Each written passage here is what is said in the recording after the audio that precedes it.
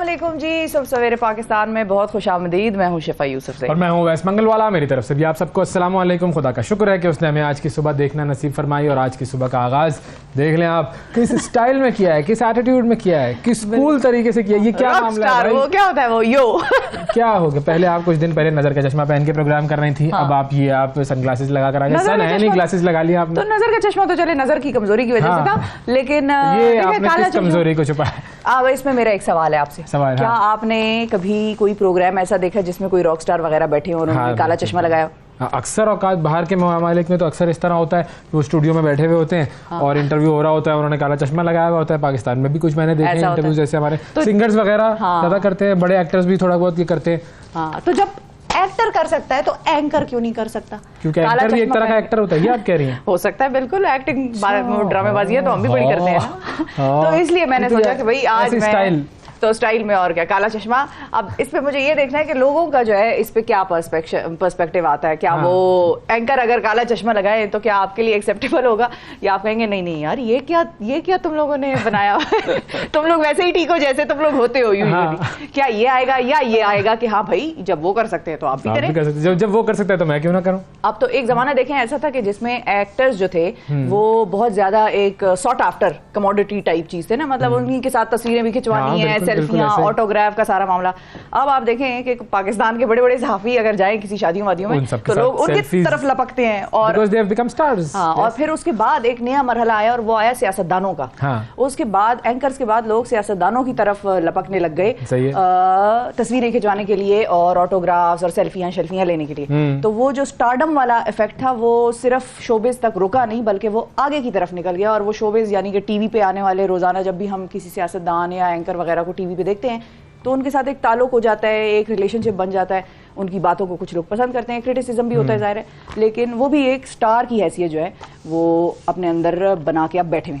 तो आपने अपने स्टारडम का ये इज़हार किया है। ये काला चश्मा काला पहन के आज काला चश्मा पा काला चश्मा नहीं, वो तो काला चश्मा था, वो गाना अगर आपका गाना भी था, वो काला चश्मा पा साड़ी फरमाइश थे, वो भी तो था कोई। हाँ नहीं, वो तो काला जोड़ा था। अच्छा, वो चश्मा नहीं था। मुझे क्या आपने ईसा खैरवी साहब के साथ क्या कर दिया? हो जाता है कोई बात नहीं, लेकिन देखिए ये नया वर्जन लाए। मेरा काला चश्मा देख के इनके अंदर से रॉक स्टार फूट रहा है बार बार लेकिन देखिए बात ये है कि अब जरूरत नहीं है काला चश्मा पहनने की। अच्छा ठीक है चले। अच्छा, लोग ये सोच रहे होंगे कि शिफा की आंखों को ना जरूर कुछ गड़बड़ हुई है जो इसने ऐसा काला चश्मा लगाया है। और कुछ होता है जो वो पीले वीले लगा लेते हैं, पिंक पर्पल येलो वेलो लगा लेते हैं, वो भी एक है। वो लोगों ने धूप में भी लगाया होता है, हालांकि उसका धूप से कोई ताल्लुक नहीं है, वो कुछ नहीं बचाता आपकी आंखों को वो वाला चश्मा। लेकिन अवैस को अच्छा नहीं लग रहा, लेकिन चले मैं देखती हूँ कि कब तक अवैस जो है इस काले चश्मे को मेरे चेहरे पे बर्दाश्त कर सकते हैं। बात यह है कि खूबसूरती अगर आपको लग रहा है कि इससे थोड़ी सी बढ़ जाती है तो देखिए दुनिया में बहुत खूबसूरत लोग हैं, जैसा कि आप मुझे देखें, मैं ये कह रहा हूँ आप मुझे देखें, यूं नहीं फौरन सर, मैं ये कह रहा हूँ दुनिया में बहुत खूबसूरत लोग हैं जैसा कि आप मुझे देखें। ओके ये मैंने कभी पहना काला चश्मा नहीं पहना। लेकिन नहीं, खूबसूरती की तो मैं बात ही नहीं करी। खूबसूरती तो हमारे यहाँ ऐसे फैशन है जिसको खूबसूरती समझा जाता है। एक वो पेंटें ढीली होती है इतनी, वो जमाना था शुक्र अल्लाह का कि वो चला गया। वो एक वक्त था जो गुजर गया, मोज़ेना पहनने वाला, अल्लाह माफ करे। कभी कभी तो ऐसे लगा, हमारी वो बुजुर्ग खवातीन जो देखती है ना, जिन्होंने अपने शोहरों को देखा हुआ है कि जाहिर है वो बड़ा ड्रेसअप होके टाई शाई प्रॉपर हर चीज ना, प्रॉपर सॉक्स, वो जब देखती हैं तो कहती हैं मोजे पीछे रह गई नहीं। तो वो उनको ये लगता है, या जिस तरह वो खवातीन के बाजुओं का एक फैशन था जिसमें कट इतने लगे होते थे कि हमारे अक्सर मामू कहते थे तुम्हारे दर्जी के पास कपड़ा तुमने पूरा नहीं दिया था कमीज सिलवाने के लिए। तो कुछ चीजें तो इतनी बेवकूफाना किस्म की फैशन होती, या वो फटी हुई जीन्स, मतलब ऐसी फटी हुई जीन्स जो हमारी अक्सर दादी जान ये भी कहती हैं कि पैसे तेरे कोल नहीं तो मैं दे देनी आ, जाके ले तो ये भी होता है अक्सर। तो उनको बिल्कुल ये चीज समझ नहीं आती। और हम तो चले, अगर हमें आज के दौर में रहते हुए ये चीज समझ में नहीं आ रही तो उनसे तो हमें क्या ही गिला फिर, क्या आपको समझ में। बिल्कुल। चले जी, ये तो खैर शुरू में शिफा ने अपनी सारी गुफ्तगू आज की चश्मे की नजर कर दी, तो 60 सेकंड न्यूज देखते हैं हम। जब तक कोशिश करते हैं शिफा चश्मा उतारें, कोशिश कर लेते हैं। चलिए वैसे कहेंगे तो मैं उतार दूंगी, कोई नहीं ऐसा मसला, मैं उतार दूंगी। कौमी सलामती कमेटी की फ़ौजी तनसीबात पर हमला करने वालों के मुताल्लिका कानून के तहत ट्रायल के फैसले की तायीद। 9 मई वाक़यात के बलवाई और मनसूबा साजों को किसी सूरत माफ़ नहीं किया जाएगा, वज़ीर आज़म शहबाज शरीफ। 9 मई हमलों में मुलव्विस रिटायर्ड सरकारी अफसरों की पेंशन रोक दी जाए, पीएससी की हिदायत। रजिस्ट्रार सुप्रीम कोर्ट को भी डैम फंड्स पर तलब कर लिया। अल कादिर ट्रस्ट प्रोजेक्ट, इमरान खान के खिलाफ इंक्वायरी अगले मरहले में दाखिल। बतौर तर्जुमान पीटीआई समझता हूँ 9 मई के वाक़यात शर्मनाक थे। पाक फौज है तो पाकिस्तान है, फवाद चौधरी। आज और कल मुल्क के मुख्तलिफ इलाकों में बारिश की पेशगोई। इस्लामाबाद, पंजाब, बलोचिस्तान, बालाई सिंध, केपी, गिलगित बल्तिस्तान और कश्मीर में बारिश का इम्कान। एशिया कप क्रिकेट, बांग्लादेश और श्रीलंका ने पाकिस्तान के नए हाइब्रिड मॉडल के लिए ग्रीन सिग्नल दे दिया। रूस के 18 मिसाइल एयर डिफेंस ने कामयाबी से तबाह किए, यूक्रेनी हुक्काम का दावा। इमारात ने शामी सदर को COP28 कॉन्फ्रेंस में शिरकत की दावत दे दी। और समुद्री तूफान मोचा ने म्यांमार में तबाही मचा दी, 40 से ज़ायद अफराद हलाक। जी, ये थी 60 सेकेंड न्यूज़। और उतार दे, खुदा का वास्ता है उतार दे, बस कर देना अब, ठीक है। फैशन हो गया। आपको नहीं मेरा रॉक स्टार रूप नजर मतलब अच्छा लग रहा है? ये जो मेरा यो वो रैप सुनाओ भाई, कोई रैप होना चाहिए। वो क्या, वो रैप वाले जो हमारे गुलकार थे पानी दा बुलबुला, उनका भी पिछले दिनों इंतकाल हुआ है, अल्लाह ताला उनकी मग़फ़िरत करे। पाकिस्तान के बड़े मशहूर वो फनकार थे और उन्होंने रैप का आगाज़ जो कहिए वो पहला रैप सॉन्ग था जो कि सबसे मशहूर हुआ था। और पानी दा बुलबुला वो सबको याद है। तो ये ज़िंदगी पानी का बुलबुला है, तो प्लीज़ आप इस पानी के बुलबुले को ऐसे स्टाइल पर खर्च ना करें, उतार दें। वैसे ही आपको प्रॉम्प्टर कम नजर आता है। भरपूर पुरजोर इसरार पे मैंने उतार दी। देखें कैसे मैं बात मान जाती हूँ। देखें, हाँ, ये एक्सेप्टेबिलिटी होनी चाहिए। इससे दूसरा पैगाम मैंने आज दिया आपको, हाँ, कि बात माने। कभी अगला कोई कह रहा होता है तो समझ जाया करें कुछ चीजों में, कुछ में अड़ जाया करें। हर जंग जो है वो लड़ने वाली नहीं होती। और दूसरा ये भी कि क्लियर विजन होनी चाहिए हर चीज। आपको काला चश्मा जब लगा लेंगे ना, या किसी और खास एंगल का चश्मा लगा लेंगे, तो आपको बहुत सारी चीजें धुंधली या उस हिसाब से नजर आएंगी जो कि आपको शायद उस तरह से एक्सेप्टेबल ना हो। तो क्लियर विजन रखें, साफ साफ देखें कि क्या हो रहा है और आपके आसपास क्या करने की कोशिश हो रही है। कैसी जहानत की बात किया आपने, वाह वाह वाह वाह, मसनूई जहानत वाली खातून। मसनूई क्यों, मैं कोई AI से चलती हूँ। मैं आपको बताता हूँ कौन AI से चलता है। कुछ खबरों की तरफ नजर डालते हैं। आप AI से चलती नहीं है। आप जब कहते हैं, आप जब आती हैं तो लोग कहते हैं AI है जी। ये होता है। अच्छा, मसनूई जहानत जो है उसके बारे में आपको मैं बताऊं कि मसनूई जहानत फिल्मी दुनिया में दाखिल हो रही है। हॉलीवुड के मशहूर स्टार हैं जी टॉम हैंक्स, बहुत बड़ा ज़बरदस्त अदाकार है जी, ठीक है जी। उनकी मशहूर तरीन फिल्में जो हैं वो बहुत कमाल, बहुत ही आला अदाकार है। उनकी जो उन्होंने अभी एक इंटरव्यू दिया, उसके अंदर उन्होंने बात की कि मसनूई जहानत की बदौलत वो मरने के बाद भी फिल्मों में नमूदार होते रहेंगे AI से। जी, AI की मदद से। उन्होंने कहा कि कोई भी शख्स डीप फेक टेक्नोलॉजी के ज़रिए अपनी उम्र कम या ज़्यादा दिखा सकता है। मसनूई जहानत टॉम हैंक्स की शक्ल सूरत और चाल ढाल को अपने अंदर स्टोर कर लेगी और फिर मुस्तकबिल में किसी भी फिल्म में मसनूई जो टॉम हैंक्स है वो आपको अदाकारी करता हुआ दिखाई देगा। भाई, आर्टिफिशियल इंटेलिजेंट टॉम हैंक्स होगा। अब ज़ाहिर बहस इस पर हो रही है कि क्या जो मसनूई टॉम हैंक्स है वो असली वाले से मुकम्मल मुमासिलत रखेगा या नहीं रखेगा। अच्छा, फिर कानूनी दुनिया में भी उस पर बहस हो रही है कि मसनूई जहानत के लिए स्टोर किए गए डेटा पर इंटेलेक्चुअल प्रॉपर्टी के जो कवानीन है वो कैसे लागू होंगे। मतलब अगर फॉर एग्जांपल टॉम हैंक्स का डेटा स्टोर कर लिया है तो उसे सिर्फ उसके वरसा ही इस्तेमाल कर सकेंगे या उसके हुकूक आगे फ़रोख्त किए जा सकेंगे और क्या क्या काम हो सकेंगे।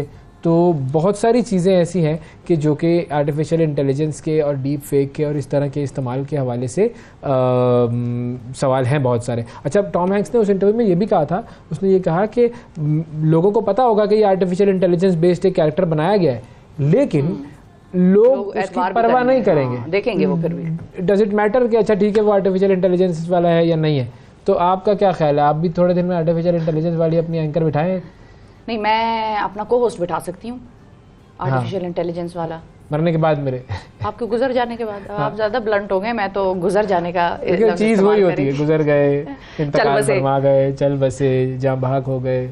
हाँ, लेकिन अभी कुछ अर्सा पहले हमने ये खबर भी दी थी कि लोग अपने मतलब जो चल बसे वाले रिश्तेदार हैं उनसे बराह रास्त आर्टिफिशियल इंटेलिजेंस के थ्रू गुफ्तगू कर सकेंगे और उनको जब वो याद आएंगे तो उनसे बातें कर सकेंगे। पता नहीं वो लोग इस तरह से किस तरह से अपनी बातें रिकॉर्ड करेंगे, क्या डेटा होगा और वो क्या बात सर्वे करते हैं भाई, सर्वे करते हैं। सर्वे कर लें भाई, क्या ख्याल है, हमारी टीम सर्वे कर सकते हैं? हम बताएं, हमें सर्वे अगर काम कर सकते हैं तो सर्वे कर लेते हैं। हमें एक सर्वे का आइडिया आ गया। क्या आर्टिफिशियल इंटेलिजेंस दुनिया के लिए फायदेमंद है या नुकसानदेह?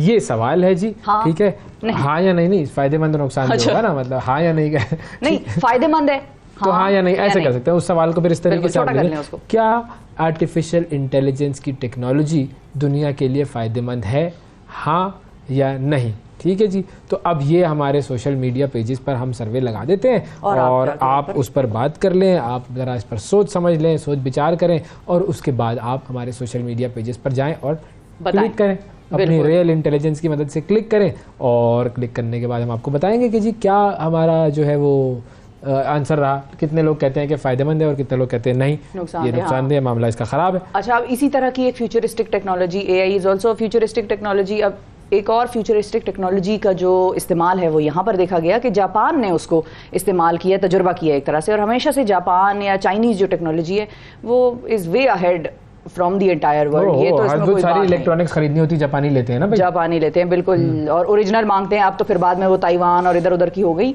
ताइवान की भी खैर चीज़ें बड़ी रिलायबल होती हैं, लोग उसकी भी मार्केट को बड़ा सराहते हैं। अच्छा, अब ये मुस्तकबिल का एक ऐसा हैरत अंगेज शहर तैयार कर रहा है जापान के, जिसके बारे में सुनकर ही साइंस फिक्शन जो है वो फिल्मों का ख्याल आ जाता है कि भाई होगा क्या उसमें। अब ये शहर एक तरह से टेक्नोलॉजी की जीती जागती जो है वो लेबॉर्ट्री होगा, जहाँ हर तरफ खुदकार गाड़ियाँ होंगी, रोबोट्स जो है वो घूम फिर रहे होंगे। फिर जी शहर की बिजली जो है वो हाइड्रोजन फ्यूल से जो है वो चलेगी, या शमसी तवानाई का इस्तेमाल वहाँ पर किया जाएगा एक हद तक। फिर इस शहर में 3 तरह की सड़कें होंगी, एक पैदल चलने वालों के लिए, दूसरी जो है वो सड़क साइकिल और स्कूटर्स चलाने वालों के लिए, बाइक्स के लिए और मखसूस होगी, और तीसरी सड़क पर खुदकार गाड़ियाँ यानी कि ड्राइवरलेस कार जो है वो चला करेंगी। अच्छा, खुद कार जो शटल्स हैं उनके ज़रिए साजो सामान पहुंचाया जाएगा, ऑटोमेटिक होगा वो भी सारा सिलसिला। जदीद शहर की जो घर हैं वो लकड़ी से बनाए जाएंगे और घरों में रहने वालों की सेहत जो है उस पर मसनूई जहानत के आलात के ज़रिए नज़र रखी जाएगी कि भाई ये बुखार तो नहीं चढ़ गया, वो सेंसर्स होंगे घरों में इस किस्म के। अच्छा, घर के काम काज के लिए भी जो मेड्स या इस किस्म का मामला था वो नहीं होगा, रोबोट्स मौजूद होंगे, वही आपका काम करेंगे, सफाई सुथराई, डिश वॉशिंग के लिए तो वैसे एक रोबोट चीज़ आ गई, डिश वॉशर होता है।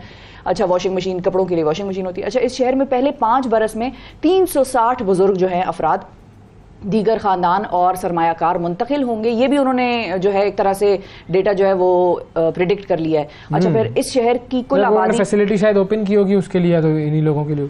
फिर इस शहर की जो कुल आबादी है वो सिर्फ 2000 अफराद पर मुश्तमिल होगी और छोटा सा नन्ना मुन्ना सा ये शहर होगा, उसी को ये मैनेज करेंगे और बेसिकली उसी को ये देखेंगे। एक तरह से मॉडल के तौर पर इसको क्रिएट किया जाएगा और फिर पता चलेगा कि भाई क्या यही मॉडल बाकी शहरों में, बड़े शहरों में भी इम्प्लीमेंट हो सकता है जहाँ पर आबादी का तनासुब ज़्यादा है या नहीं। तो ये भाई जापान आया है इस आइडिया के साथ। देखिए, आइडिया तो अच्छा है, आगाज़ तो अच्छा है, अंजाम खुदा जाने, लेकिन दोनों चलते हैं फिर। वो जापान के सरमायाकार भी जा रहे हैं और आप मुझे कह, मेरा कह दीजिएगा ये बुजुर्ग है भाई, इसको भी जाने दो तो जाने देंगे, ठीक है, कोई मसला नहीं। अच्छा, ये आइडिया देखिए, साइंस और टेक्नोलॉजी वो जिस तेज़ी से उसने गुज़िश्ता चंद सालों में तरक्की की है, मतलब चंद सालों से मुराद ये कि मिसाल के तौर पर 1980 से या 1970 से जब से इंटरनेट आया उसके बाद से जो तरक्की होना शुरू हुई, उसकी स्पीड बहुत बड़ी है। एक्सपोनेंशियल ग्रोथ, लीनियर ग्रोथ नहीं रही, उसकी एक्सपोनेंशियल ग्रोथ भी बहुत ज़्यादा वो तेज़ी से बढ़ी है और टेक्नोलॉजी की मुख्तलिफ जहतें ऐसी ऐसी हमारे सामने आई है कि अब फ्यूचर प्रिडिक्ट करना बड़ा मुश्किल हो गया है। हर आदमी सोच भी नहीं सकता कि फ्यूचर में होगा क्या, क्योंकि इतनी ज़्यादा रैपिड चेंजेस है, टेक्नोलॉजी बदल रही है, काम बदल रहे हैं, जॉब्स बदल रही हैं। इसी तरीके से आपका विजन भी बदलना चाहिए, आपके जो स्किल्स हैं वो बदलने चाहिए और हमें अपनी औलादों को उस चीज़ के लिए तैयार करना चाहिए कि वो आने वाले वक्तों में क्या कर सकेंगे और कैसे फिट होंगे, बिल्कुल बिल्कुल।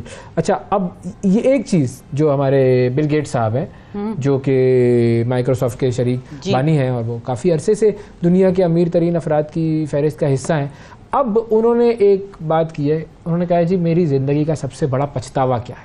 रिग्रेट। जी, रिग्रेट। ये उन्होंने यूनिवर्सिटी की एक तकरीब है उसके अंदर खिताब करते हुए ये बताया, और नॉर्दर्न एरिज़ोना यूनिवर्सिटी की एक तकरीब थी, वहाँ पर बिल गेट्स साहब मौजूद थे और उन्होंने कहा कि उन्हें बाप बनने और बूढ़ा होने तक ये एहसास नहीं हुआ कि काम से आगे भी ज़िंदगी में बहुत कुछ मौजूद है। ये सिर्फ काम जो हम करते रहते हैं ना कि बस काम कर लो, उस काम, ये काम, वो काम, हमें अपनी करियर, पैसा, दौलत वगैरह वगैरह, ऑफिस, जॉब, इन सब चीज़ों के अलावा मुझे लगता था कुछ नहीं है। देखिए, काम आप इसलिए करते क्यों है ये आप पहले तय कर लें। काम किस लिए करना है? क्या मकसद सिर्फ पैसे कमाना और एक ओहदे तक पहुंचना है, या मकसद एक अच्छी जिंदगी गुजारना है? उस अच्छी जिंदगी में सिर्फ काम ही नहीं हो सकता, कंपार्टमेंट्स में और भी होंगी चीजें, फैमिली भी होगी, बच्चे भी होंगे, दोस्त भी होंगे, अपना जाती एंटरटेनमेंट भी होगा, मूवी देखने चले गए, भाई वॉक पे चले गए, हाइकिंग करने। तो ये सारी चीजें उस एक अच्छी जिंदगी का हिस्सा हैं।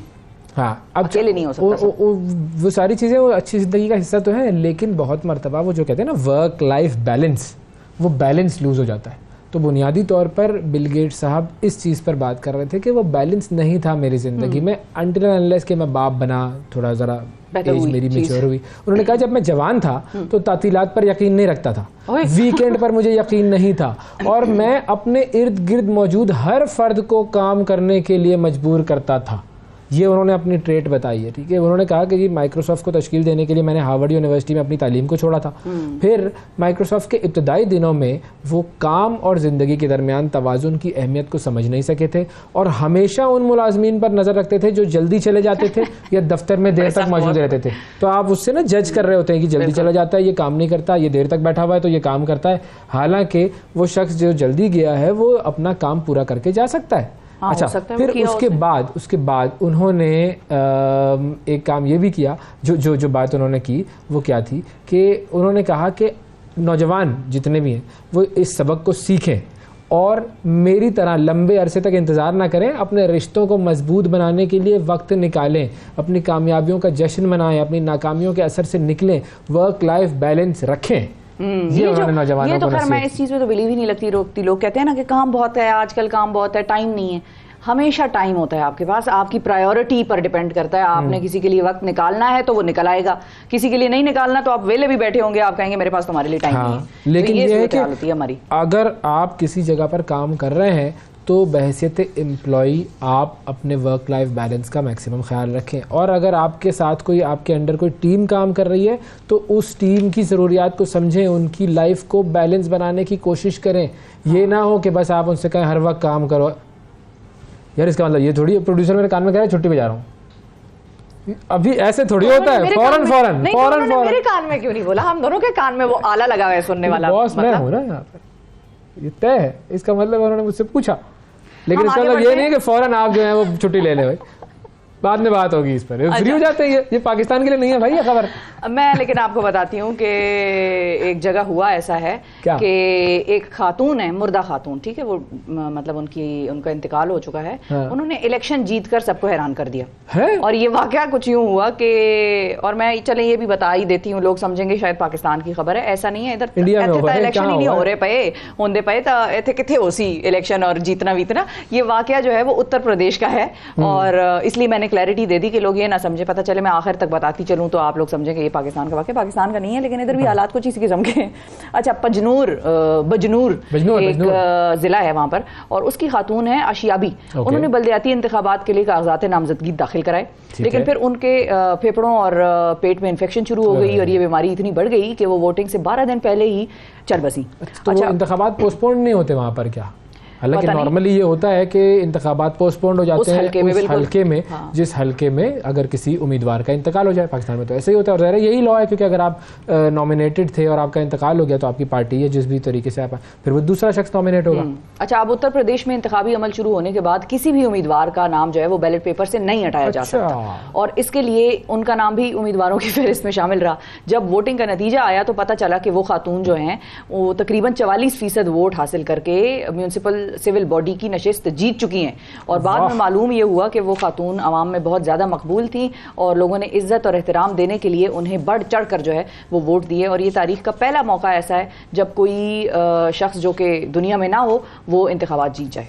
वेरी गुड, ज़बरदस्त। ये तो बड़ी इंटरेस्टिंग बात है, क्योंकि ये देखिए मकबूलियत जो है, मकबूलियत है, ठीक है। अच्छा, हम एक काम करते हैं ना कि मकबूलियत तो खैर बहुत जांचने के तरीके होते हैं, हम अपना भी सर्वे करेंगे कौन ज़्यादा मकबूल है, कौन ज़्यादा बॉस है, सही है, ठीक है, ये भी कर सकते हैं। एक काम करते हैं, मौसम की तरफ जाते हैं, और अच्छा। या फिर नेक्स्ट स्टोरी कर लेते हैं। चले, मेरा ख्याल था कि मौसम की तरफ चले जाएं हम, लेकिन चले नेक्स्ट स्टोरी बताते हैं आपको। बड़ी इंटरेस्टिंग स्टोरी भाई। अच्छा, वो बड़ी चीफ जस्टिस साहब को पकड़ लिया गया है, चीफ जस्टिस साहब जो हैं वो उनको रिश्वत लेने के इल्ज़ाम में गिरफ़्तार कर लिया गया है और यूक्रेन में यह वाक़या पेश आया है। यूक्रेन की जो सुप्रीम कोर्ट है उनके चीफ जस्टिस साहब पर $27 लाख रिश्वत लेने का इल्ज़ाम लगा है। $27 लाख। उनके बेसिकली जो एंटी करप्शन का जो प्रोसिक्यूटर ऑफिस है उसकी जानिब से चीफ जस्टिस साहब की गिरफ्तारी की तस्दीक की गई है और बताया यह गया है कि सुप्रीम कोर्ट के सरबराह को हिरासत में लेने से कबल नोटिस नहीं दिया गया था। अच्छा। और यूक्रेनी जो सुप्रीम कोर्ट है उसके सरबराह का नाम है चीफ जस्टिस वेसोवोलोद न्याज़ेफ। ओके, वेसोवोलोद न्याज़ेफ। वो अक्टूबर 2021 में सुप्रीम कोर्ट के सरबराह के तौर पर मुंतखब हुए थे और इससे कबल वो अदलिया में जज और सेक्रेटरी की हैसियत से जिम्मेदारियां अंजाम देते रहे। तो अब उन पर ये इल्ज़ाम आया है, उनको पकड़ लिया गया है, फाड़ दिए गए। तो रिश्वत नहीं लेनी चाहिए, बुरी बात है। बुनियादी तौर पर मैं ये बताना चाह रहा था। अच्छा, कि अच्छी बात नहीं है। ओके। कोई रिश्वत लेने वाला और देने वाला दोनों जहन्नमी हैं।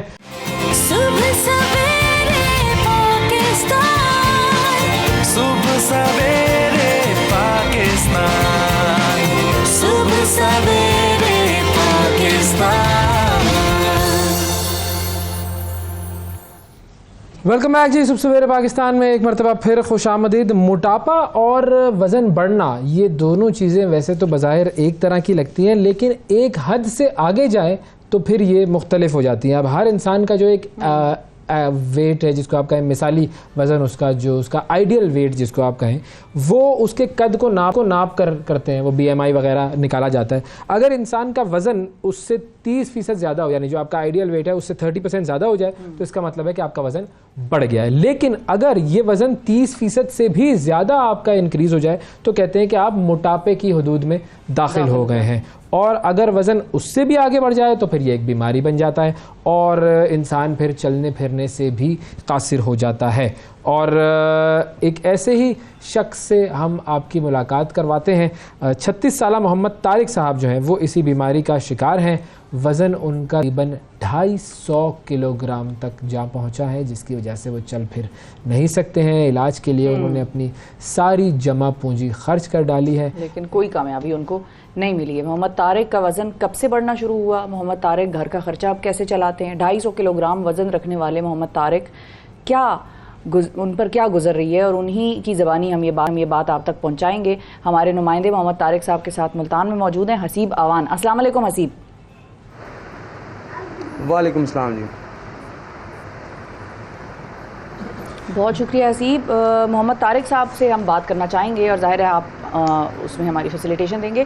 सबसे पहले तो इनसे ये पूछिए कि कब से, कौन सी उम्र से इनका वज़न जो है वो उसमें इजाफा होना शुरू हुआ, इन्होंने देखा? मोहम्मद तारिक साहब बताइएगा कि कब से आप देख रहे हैं इस परेशानी में, कब से मुब्तला हैं और कब से वज़न आपका बढ़ रहा है? 3-4 साल से ये वज़न मेरा बढ़ रहा है जी। तो ये बीमारी ने मुझे लपेट रखा है। अच्छा, तो और क्या ये बीमारी क्या है? मेरी डॉक्टर्स क्या कहते हैं? रुख्सत नहीं है कि मैं अपना इलाज करवा सकूं। इस बारे में आपके डॉक्टर्स जो हैं वो क्या कहते हैं? वो यही कह रहे हैं कि लाहौर में इलाज होगा। मेरे छोटे छोटे बच्चे हैं, मेरे अगर यही रिक्वेस्ट है कि मेरा इलाज करवा दे, मुझे कुछ चीज़ की ज़रूरत नहीं है। तमाम जो दोस्त सुन रहे हैं, मैंने यही रिक्वेस्ट है, मेरे छोटे छोटे बच्चे मेरा इलाज करवाएं, मुझे कोई पैसे की ज़रूरत नहीं। मैं बहुत सारा तंग होता हूँ। तो वो इलाज डॉक्टर्स क्या कहते हैं हसीब? इनसे पूछिए वो किस तरह से होगा इलाज। उनके आगे मैं हाथ बांध के कहता हूँ। ये इलाज किस तरह से होगा तारिक भाई? इलाज लाहौर से होगा जी। 10-15 लाख रुपए का खर्च है, मेरे पास इतना नहीं है ना मैं होल्ड कर सकता हूँ। ये तमाम इलाज में करेंगे क्या? कुछ डॉक्टर ने बताया होगा ना, लाइपोसक्शन होगी, फैट काटेंगे, क्या करेंगे? कुछ पता है इनको? परेशान हूँ, मेरा इलाज करवा देना। तारिक भाई ये बताएं कि जो इलाज है वो किस तरीके से जो है किया जाएगा? डॉक्टर्स ने या दोस्तों ने जो आप सर्जरी होगी अपने लाहौर से जी, मतलब क्या करेंगे सर्जरी? कोई पेट की कटाई वगैरह अच्छा, कुछ करेंगे, सर्जरी से हो जाएगा। उन्होंने कहा मैदा छोटा कटाई करेंगे। हाँ जी। इनकी फैमिली में कितने लोग हैं, घर में कितने लोग इनके साथ रहते हैं? तमाम दोस्त हामी भर देते जी। अपनी ना फैमिली के बारे में बताएं कि आपके बच्चे और बच्चे हैं मेरे छोटे छोटे, अगर मुझे कुछ हो गया बच्चे मेरे रुल जाएंगे। मकान किराए का है ना, अभी तक किराया अदा किया। वो 2 साल से मकान वाले की मलक साहब रोकते हैं, वो बेइज्जती करके चले जाते हैं। हमारे पास कुछ भी नहीं है खाने पीने को। बच्चे बहुत ज़्यादा तलील करते हैं, ये मैं कहाँ से लेके आऊँ, मैं खुद बैठ गई। तो खर्चा चलता कैसे है, ये भी इनसे पूछिएगा कि घर का खर्चा अभी तक किस तरह से चलता है, क्योंकि ये तो कोई काम नहीं कर सकते। मेरे इलाज करवाएं बस, मुझे मेरी मदद कर दे, मेरे बच्चों। तारिक भाई ये बताएंगे घर का जो अखराजात हैं वो किस तरह से चला रहे हैं, क्योंकि काम काज तो आपकी जानिब से कोई नहीं बस किया। यही है कि तमाम दोस्तों को मिन्नत करता हूँ, कोई दे देते हैं कोई नहीं दे देते। भाभी तुम्हारी कोटियाँ पे जाती है, बेचारी लेके आती है, हमारा चूल्हा जल जाता, नहीं तो वरना हम यही कुछ करके बैठे रहते हैं। क्या करें, यही तमाम दोस्तों ने मेरी मदद करें, मेरे इलाज करवा दें। मैं इनके बच्चों के पाँव धोऊंगा, मेरे बर्दाश्त नहीं हो रहा, तो मैं क्या करूँ। मैं अच्छा एक मिनट चलने के बारे में बताएं। ये मेरा दिल बहुत हसीब भाई थोड़ा सा हसीब भाई इनको जरा समझाएं। दिल करता मैं परेशान नहीं हो, देखिए सबको भाई खुशहाल हम इन्हीं की कहानी पहुंचा रहे हैं आगे। देखिए आपकी कहानी हम जो है थोड़ा सा इनको समझाएं हसीब भाई। देखें बात हो रही है इनसे, जब हम इनसे जानेंगे ना तो लोग बहुत सारे देख रहे हैं, इनका मसला इंशाल्लाह अल्लाह ताला की मदद से हल हो जाएगा, लेकिन थोड़ा सा हौसला रखें। बिल्कुल आगे यही रिक्वेस्ट है, मैं अपनी वापसी वो ऐसी ज़िंदगी में आना चाहता हूँ जैसे पहले था। मैं देखिए 60-70 रोए नहीं वरना लोगों को बात नहीं समझ आएगी इनकी। मैं भी कमाऊँ खाऊँ, मेरे बच्चे भी कमाएगा। आप अपनी बात पहुँचाएं लोगों तक। इससे पहले क्या काम करते थे? दोस्त अच्छे सरकारी मुलाजमात हैं, कोई जे जो देख रहे हैं भाई, अल्लाह ने उनको सब कुछ दिया होगा। मैं भी एक पाकिस्तानी हूँ, मुझे भी हक है, मेरी कौम पे फ़ख्र है कि मेहरबानी है दोस्तों की, मैं मेरा इलाज करवा देंगे। अल्लाह ताला इनके बच्चों को मैं दुआ करके दूँगा, नमाज़ें पढ़ूँगा, अल्लाह ताला इनकी खैर करे, अल्लाह ताला इनको हज करवाए, अल्लाह ताला इनको सोने का रोज़ा अख्तियार करा। मुझे ना मेरा इलाज करवा दे। इनसे पूछें कि ये क्या काम करते थे पहले। यही है कि मैं अच्छी ज़िंदगी गुजार। अच्छा, लोग जानना चाहते हैं कि आप इससे कबल जब आप बीमार नहीं थे तो क्या काम करते थे और किस? मेहनत मजदूरी करता था, हमारे घर का अच्छा सरकट चल रहा था, ठीक है ना। अबू अम्मी बहुत हुई हैं, भैया कोई नहीं पूछता, ठीक है ना। यही किराए का मकान है, किराया बहुत मुश्किल से अभी तक अदा नहीं किया। यही है कि अच्छा, और लाहौर में किस अस्पताल से इनका इलाज हो सकता है, कुछ नाम बताएंगे? मुझे इलाज करवा देंगे, हो सकता है वो खुद डॉक्टर से बात करके इनका इलाज कर लें, इनको बुलवा लें। किस अस्पताल का बताया जा रहा है आपको लाहौर में? वो पता नहीं कोई मंदिर साहब है, पता कौन साहब है, वो ही कर सकते हैं, उनके बस में है। वो बहुत मशहूर तरीन आदमी है लाहौर के अंदर, वही कर सकते हैं। पूरा नाम बताएंगे उनका? उनका नाम मुझे कुछ ना भूला पड़ा है अभी ना, मैं बीमार हूँ ना, मैं भूला पड़ा, मेरी तबीयत ना बहुत ज़्यादा ख़राब है। किसी डॉक्टर मंसर के बारे में बात की जा रही है लाहौर। अच्छा, ये पूछें कि ये जो इनका इलाज जी वो इनका इलाज करवा सकते हैं जी। अच्छा, फ़ोन लाइंस भी प्लीज़ ज़रा ऑन कर दीजिए, फ़ोन लाइंस प्लीज़ हमारी ऑन कर दीजिए। अच्छा, मुझे ये बताइए कि अभी इस वक्त घर में इनका ख्याल कौन रखता है और किस तरह रखा जाता है? अपने घर के जो ख्याल रखने वाले लोग हैं उनका जिक्र करें, कौन कौन आपकी फैमिली में शामिल है? भाई यही मैं फ़िलहाल अकेला हूँ, ठीक है ना। मेरी बीवी है, मेरे 2 बच्चे हैं, मैं 3 बच्चे हैं। मेरा कोई ख्याल नहीं करता, बेचारी मेरी घर वाली करती है, मुझे नहलाती है, सारा कुछ वही करती है बेचारी। उधर से काम करते हैं कि एक बच्चा बहुत सारा तंग होती रोती है बैठ के, मेरा साथ नहीं छोड़े बेचारी, अल्लाह उसको बहुत दे। भाई के बारे में अपने क्या कहेंगे? भाई है वो, अच्छा, ये भी कभी आता है क्या कभी नहीं ये आता, इसी जगह पर बैठे रहते हैं या कोई मूवमेंट इनकी है? कोई अपना मेरा ये रिश्तेदार कोई नहीं है, ये मेरे बेचारे साहब हैं, ये आते हैं जो ये खिदमतदारी करते हैं, और मेरे साथ कोई नज़दीक नहीं लगता। अच्छा तारिक भाई, ये बताएं कि आप जो इस वक्त इस कमरे में मौजूद हैं, आप कहीं चलने फिरने भी जाते हैं, कहीं खड़े होकर कुछ एक्टिविटी कोई करते हैं आप अपनी तरफ से? सर बहुत करता हूँ, गिर जाता हूँ, बहुत ज़्यादा गिर जाता हूँ, मैं चला नहीं जाता मैं। इसी कमरे के अंदर रहते हैं? बिल्कुल इसी कमरे के अंदर। देखो आपके सामने, देखो मेरी कितनी टांग ये हुई पड़ी, मैं कैसे चल सकता हूँ? ये देखो आपके सामने, कोई मेरे अंदर झूठ फरेब नहीं है। मोहम्मद तारिक का ये कहना है कि चंद रोज इनके खाने पीने का शेड्यूल क्या है अभी? अच्छा, खाने पीने के शेड्यूल के बारे में बताएं कि खाना पीना जो है आपका मामूल में क्या चीज़ें खाते हैं आप? अभी तो फ़िलहाल दूध और डब्बा रोटी खा रहा हूँ। अभी तो फ़िलहाल सुबह का कुछ ये दूध मंगाया थोड़ा सा, तो डब्बा रोटी हमारे साहब मेहरबान है हमारे, उन्होंने मुझे ला के दिए, तो मैंने अभी तक उसका नाश्ता किया। रोटी मेरे अंदर नहीं जाए, पूरा मेरा मुंह बुला पड़ा है, पूरा अंदर गर्माइश है, मेरे अंदर आग लगी पड़ी है जैसे।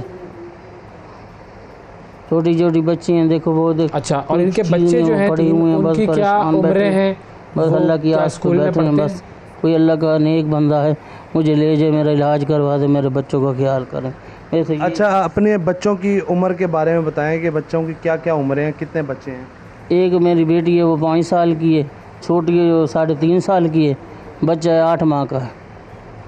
अच्छा, मैं नाजरीन को जो है इनका जो एक छोटी बच्ची है वो दिखाना चाहूँगा। इस टाइम इनके घर में जो है वो बिल्कुल सहूलियात का जो फुकदान है। अगर घर में बात की जाए तो किसी किस्म का जो नरम बिस्तर तक मौजूद नहीं है। बच्चियाँ जो है फ़र्श पर सोने पर मजबूर हैं। छोटी बच्ची है, आप देख रहे हैं नाजरीन, जो है फ़र्श पर ही सो गई है, बग़ैर तकिया, बग़ैर किसी बस्तर के। तो मोहम्मद तारिक जो है अपनी ज़िंदगी से काफ़ी ज़्यादा परेशान हो रहा है। उनसे जानते हैं कि बच्चों के बारे में क्या कहेंगे। ठीक है, ये देख लो, मेरे को झूठ नहीं है सर, आप देख रहे हैं, ठीक है ना। मेरी यही रिक्वेस्ट है कि मैं भी एक पाकिस्तानी हूँ, मेरा भी हक बनता है। तमाम दोस्त अल्लाह इनको बहुत दे, अल्लाह ताला इनको बहुत ज़्यादा दे कि मेरी खिदमत कर देंगे तो मेरा इलाज करवा देंगे, मेरे लिए वो भी बेहतर। तमाम दोस्तों को ये दुआएं कर सकते हैं हम, हमारे पास और तो कुछ भी नहीं है अल्लाह के सिवा, और तमाम दोस्तों के सिवा और कुछ भी नहीं है हमारे पास। ये दुआएं करेंगे इनको बैठ के, तो मैं अच्छी ज़िंदगी मेरी गुजर जाएगी जब तक है। जी हसीब भाई, इनको बताएं इंशाल्लाह इनका मसला हल होगा। पंजाब में जो हेल्थ मिनिस्टर हैं उन तक भी हम ये बात उनकी पहुंचाएंगे। और हमारे साथ ताहिर महबूब साहब हैं, कश्मीर से कॉल कर रहे हैं। जी अस्सलाम वालेकुम ताहिर साहब।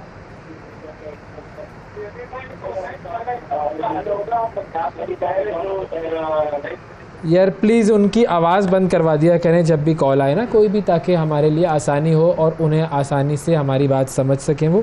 जी अस्सलाम वालेकुम। जी वालेकुम सलाम। सर मुझे बताइए कौन सा, आप कहाँ से बात कर रहे हैं? जी ताहिर महबूब, आज़ाद कश्मीर से, तारिक भाई से दोस्ती। जी फरमाइए फरमाइए, क्या कहेंगे आप? जी भाई, इनका ये जो मसला, ये लाहौर कहाँ से इनका इलाज चल रहा है, कहाँ से होगा? ये इनसे हम डिटेल्स ले रहे हैं, अभी इन्हें कुछ चीज़ें जो हैं वो बता नहीं सक रहे अपनी याददाश्त की वजह से, लेकिन लाहौर में इनका इलाज होना है बुनियादी तौर पर, ये बता रहे हैं। अब हमारे जो नुमाइंदे इनके साथ मौजूद हैं वो इनसे सारी डिटेल्स लेंगे। आप सर इनकी किस तरह से मदद करना चाह रहे हैं?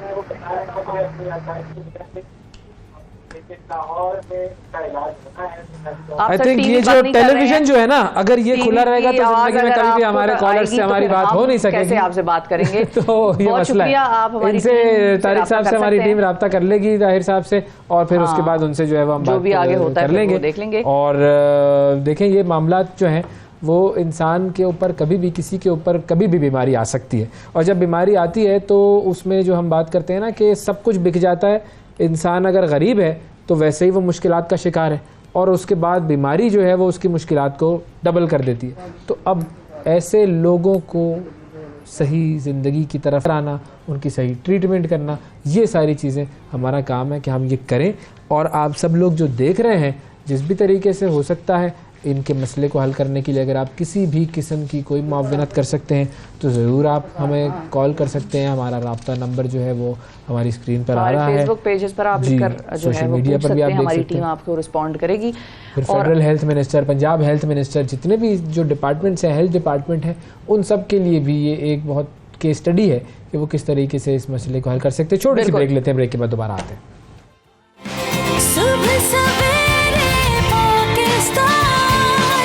सुबह सवेरे पाकिस्तान, सुबह सवेरे पाकिस्तान। वेलकम बैक जी। आज दुनिया भर में हाइपरटेंशन डे मनाया जा रहा है, और आलमी इदारा सेहत के मुताबिक दुनिया भर में हाइपरटेंशन में मुब्तला अफराद की तादाद 1 अरब 28 करोड़ है। 1 अरब 28 करोड़।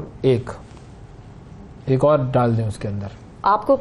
हाँ, वो तो अब आपके साथ जिंदगी में लोग ही आपके इर्द गिर्द ऐसे हैं कि आपको तो बीपी का मरीज बनना ही था। और अच्छा, अब क्या वाकई मेरे मुंह से जो ये लफ्ज बीपी निकला है, कितना ताल्लुक है बीपी और हाइपरटेंशन का? क्या ये एक ही चीज है? इससे अंदाजा लगाया जा सकता है वैसे इस नंबर से कि ये बीमारी कितनी फैली हुई है और इसको लोग कितना ही नॉन सीरियस तरीके से डील करते हैं।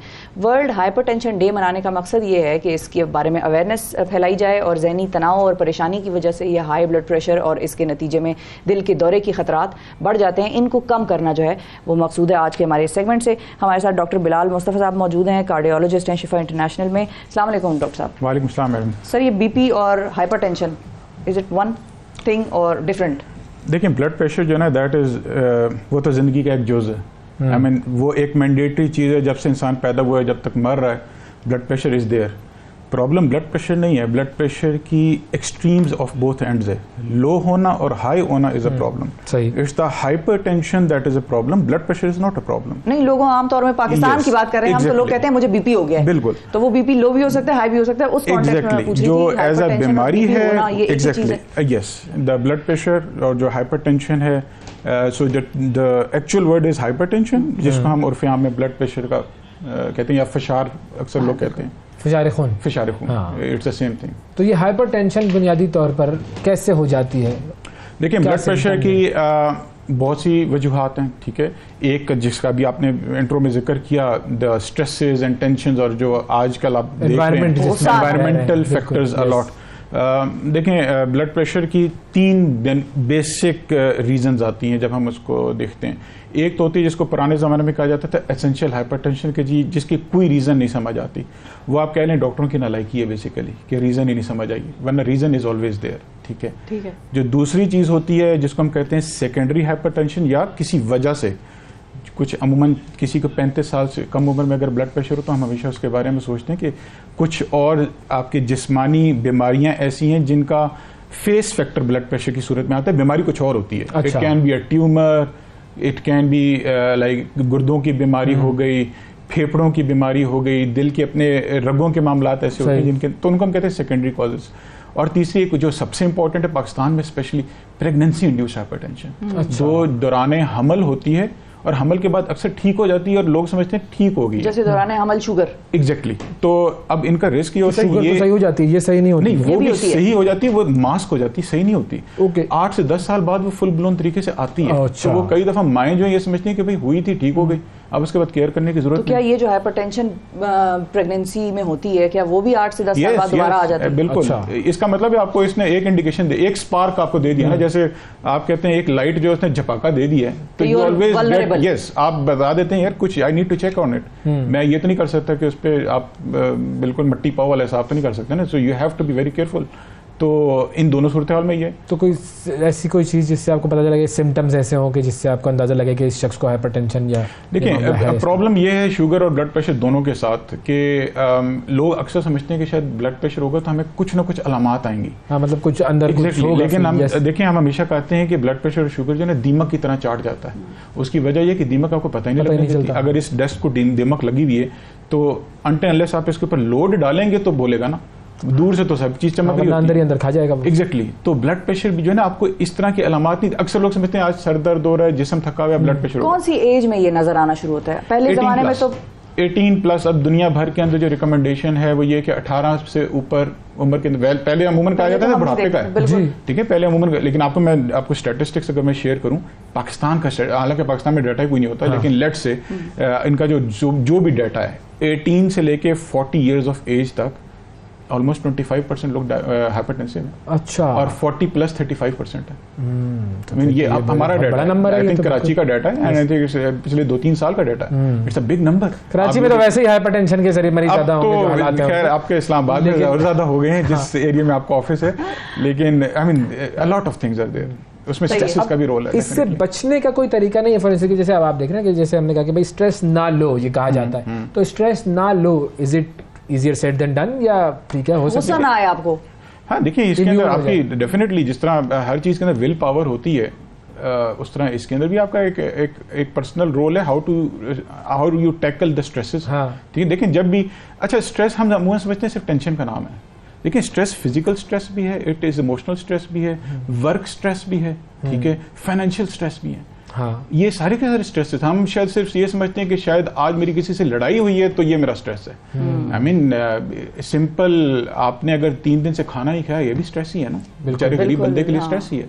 अगर किसी का बच्चा भूखा सो रहा है तो उसके लिए स्ट्रेस है। अब जो हम केस अभी दिखा रहे थे, एग्जैक्टली आपको मैं वो देख रहा था, आई वाज गोइंग थ्रू, तो ही इज इन परसिस्टेंट, क्योंकि देखें ब्लड प्रेशर का जो ट्रिगर्स आ रहे हैं, जो ह्यूमन बॉडी के लेवल पे जो केमिकल रिलीज होते हैं, उनको हम कहते हैं एनीथिंग जो जिसके अंदर बॉडी एक्साइटेड स्टेट में हो, चाहे वो आइदर साइड ऑफ एक्साइटमेंट हो, बहुत ज्यादा खुशी या बहुत परेशानी, गम, दुख, all can lead to this. तो वो वाला एलिमेंट तो डेफिनेटली है। इसके इलाज की तरफ आते हैं। कॉलर है हमारे साथ शहबाज साहब। अस्सलाम वालेकुम शहबाज साहब। अस्सलाम वालेकुम जी शहबाज साहब, क्या सवाल करेंगे? सर ये जो हाइपरटेंशन है, मेरा बीपी भी नॉर्मल है, बीपी नॉर्मल रहता है तो हाइपर हो जाता हूँ। अच्छा, बहुत आ जाता है। क्या उम्र है आपकी? मेरी है सर 58 है जी। ब्लड प्रेशर तो नॉर्मल लगता है, गुस्सा बढ़ा आता है। तो रीजन तो उन्होंने खुद ही, वो कहते हैं ना सवाल का जवाब भी नहीं, वो कहते हैं बीपी नॉर्मल होता है। हाँ ना, तो खुद ही जवाब दे दिया। क्या नॉर्मल होता है? क्या चीज नॉर्मल नहीं होती? गुस्सा, the emotional response to whatever trigger he has. Anger management. तो क्या करेंगे? एंगर मैनेजमेंट, कंट्रोल करें, एंगर मैनेजमेंट, ठंडा पानी भी। अगेन देखें, ये को रिलेट कर रहे हैं, ये लिंक अप कर रहे हैं कि मेरा जो, क्योंकि गुस्सा जो आ रहा है वो मेरा ब्लड प्रेशर की वजह से शायद आ रहा है, लेकिन ब्लड प्रेशर तो नॉर्मल है। इसका मतलब है हाइपर टेंशन तो ना हुई, सही, ठीक है, हाइपर हुए। हाँ, तो all you need is, I mean इसके अंदर आपका साइकोलॉजिकल एलिमेंट भी आता है और जस्ट द विल पावर। देखें हम थ्रू आउट आवर लाइफ, आपने भी एग्जाम्स में से गुजरे हैं, स्ट्रेसेस में से गुजरे हैं, आपने देखा होगा with the pattern of life, आपने एक चीज को जब बार बार देखा तो आपको उसको टैकल करने का तरीका आ गया, आ जाता है। बिल्कुल सही है। अच्छा, इसमें एक और चीज भी है, अब ज़ाहिर है ये इतना कॉमन टॉपिक है और इतना हम अपने घरों में देखते हैं कि सवाल भी बहुत जन्म लेते हैं इसमें। हाइपरटेंशन यानी कि ब्लड प्रेशर का ज्यादा होना, इससे नुकसानात बॉडी को over the year, short term long term क्या क्या हो रहे होते हैं? दोनों हैं। वो क्या क्या? शॉर्ट टर्म भी हैं, लॉन्ग टर्म भी हैं। देखें ब्लड प्रेशर आपकी वो it's a hydraulic force in your body, ठीक है। एक जहां जहां खून पहुंचेगा उस जगह को नुकसान दे सकता है, और आपको पता है ह्यूमन बॉडी के अंदर, जिस्म के अंदर तो हर जगह ही खून पहुंचेगा। तो जो मेन ऑर्गन्स हैं जिसमें बिनाई का मुतासर होना, गुर्दों का मुतासर होना, दिल, दिमाग, आपकी जो नर्व्स हैं, आपकी जिनको पेरिफेरल आर्टेरियल डिजीज जिसको हम कहते हैं, आपने देखा होगा गैंग्रीन्स बन जाना, या जो हाथ पैर ज़ाया हो जाते हैं, बिल्कुल ब्रेन हेमरेज, स्ट्रोक, ये बड़े बड़े ऑर्गन्स हैं जो वाइटल ऑर्गन्स हैं जिन पे लाइफ डिपेंड कर रही है, तो इनका डैमेज सबसे पहले होता है। वरना अदरवाइज तो ये हर लेवल पे आपको खराबी कर सकता है, और यूजुअली ये लॉन्ग टर्म होता है, मतलब जिसको कहते हैं क्रॉनिक, 10-15 साल अनकंट्रोल ब्लड प्रेशर ये प्रॉब्लम्स करेगा। एक्यूटली कहाँ कर सकता है? किसी को हार्ट अटैक हुआ है, ब्लड प्रेशर ज्यादा हुआ है, उसको फौरी तौर पे काम खराब करेगा।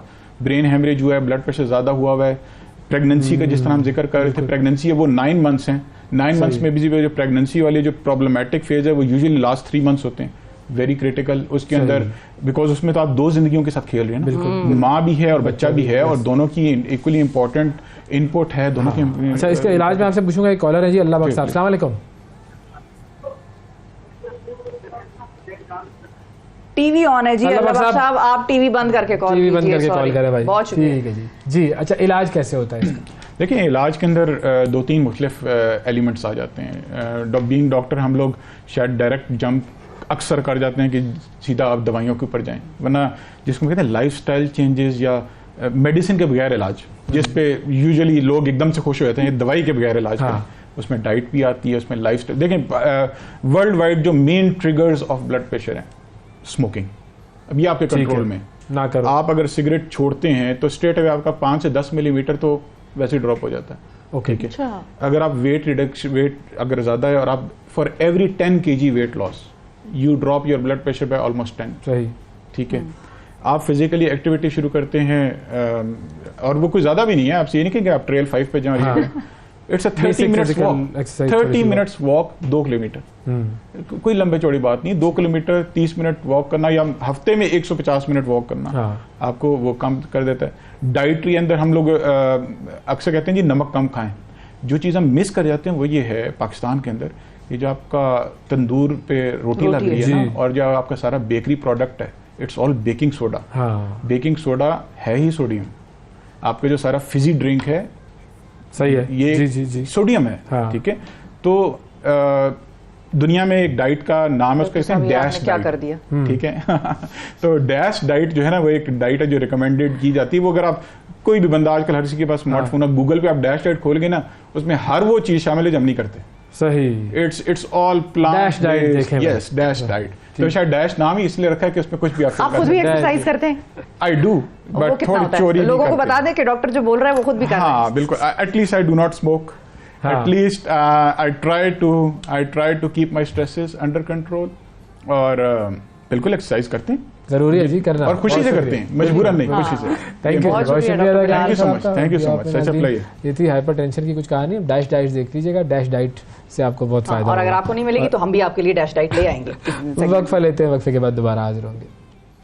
सुबह सवेरे पाकिस्तान, सुबह सवेरे पाकिस्तान, सुबह सवेरे पाकिस्तान।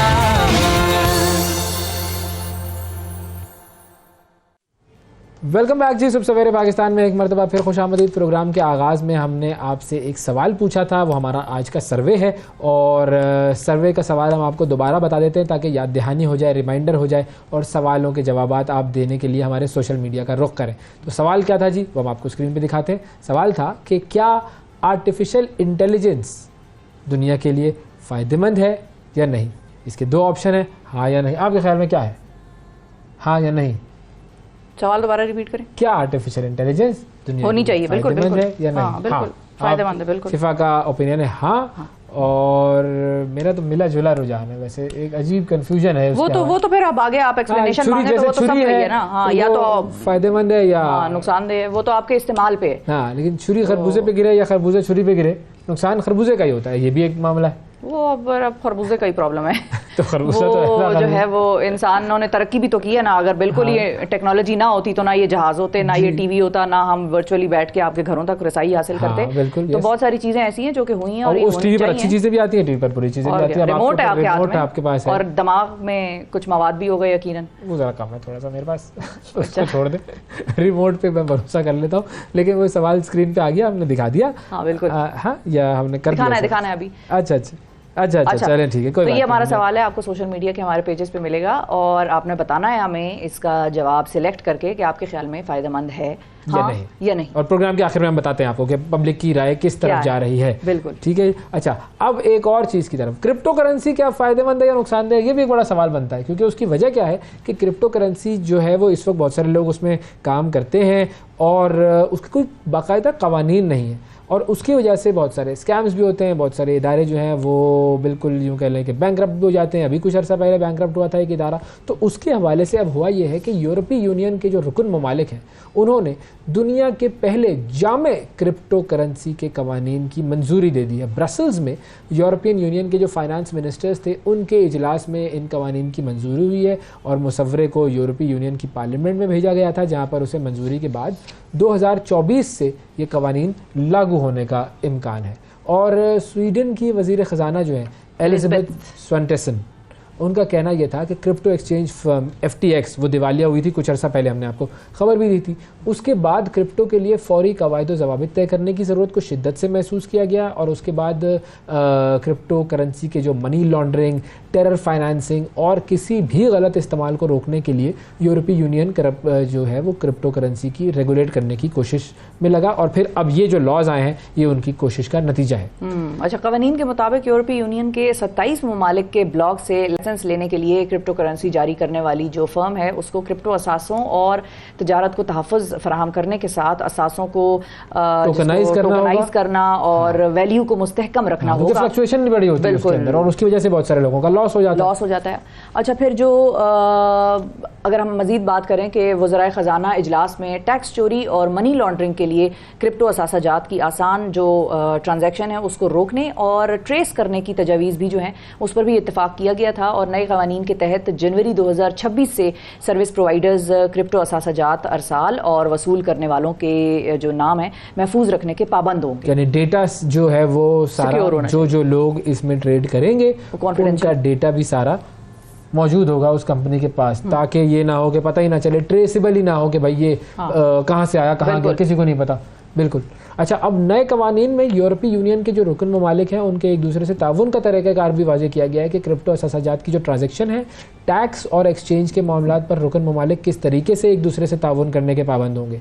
जो क्रिप्टो फर्म्स हैं उनका कहना यह है कि वो गैर यकीनी नहीं बल्कि मुस्तहकम कवानीन चाहते हैं, और उन्होंने दीगर ममालिक पर भी जोर दिया है कि वो भी यूरोपीय यूनियन के कवायद की पाबंदी करें, पैरवी करें और सरहद पार कारोबार के लिए आलमी सतह पर तरीक़ाकार जो है वो इख्तियार करें। क्योंकि अच्छा, हमारे यहाँ पर अभी तक ये एक बहुत बड़ी बहस है, बहुत सारे एडवोकेट्स हैं इसके कि ये होना चाहिए या नहीं होना चाहिए। तुर्की में हम गए थे, वहाँ पे आपने देखा ना बिलबोर्ड्स लगे हुए थे। हमें एक्चुअली चीज़ों की समझ ज़रा देर से आती है और इतनी देर से भी कभी कभी आती है कि फिर पानी सर से ऊपर निकल चुका होता है।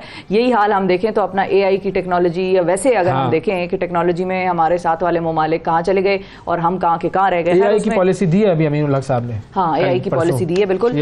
और अभी भी बहुत देर नहीं हुई है क्योंकि बाकी लोग बहुत ज़्यादा आगे नहीं निकले, तो वो भी उसी लेवल पर हैं। अगर हमने स्टेप अप किया और हमने उनकी पेस को मैच कर लिया तो हम भी तकरीबन उनके बराबर की हम एक पॉलिसी आ जाते देंगे जरूर। वो पॉलिसी मैं आपको बताता हूँ जो हफ्ते में कितने दिन काम करना चाहिए, कितनी छुट्टी होनी चाहिए। वो बरतानिया में तजर्बा हुआ है ना, अभी होनी चाहिए भाई। लो जी, ये अच्छा, ये फौरन रेडी रहते हैं कौम हमारी छुट्टी के लिए। ये है एटीट्यूड।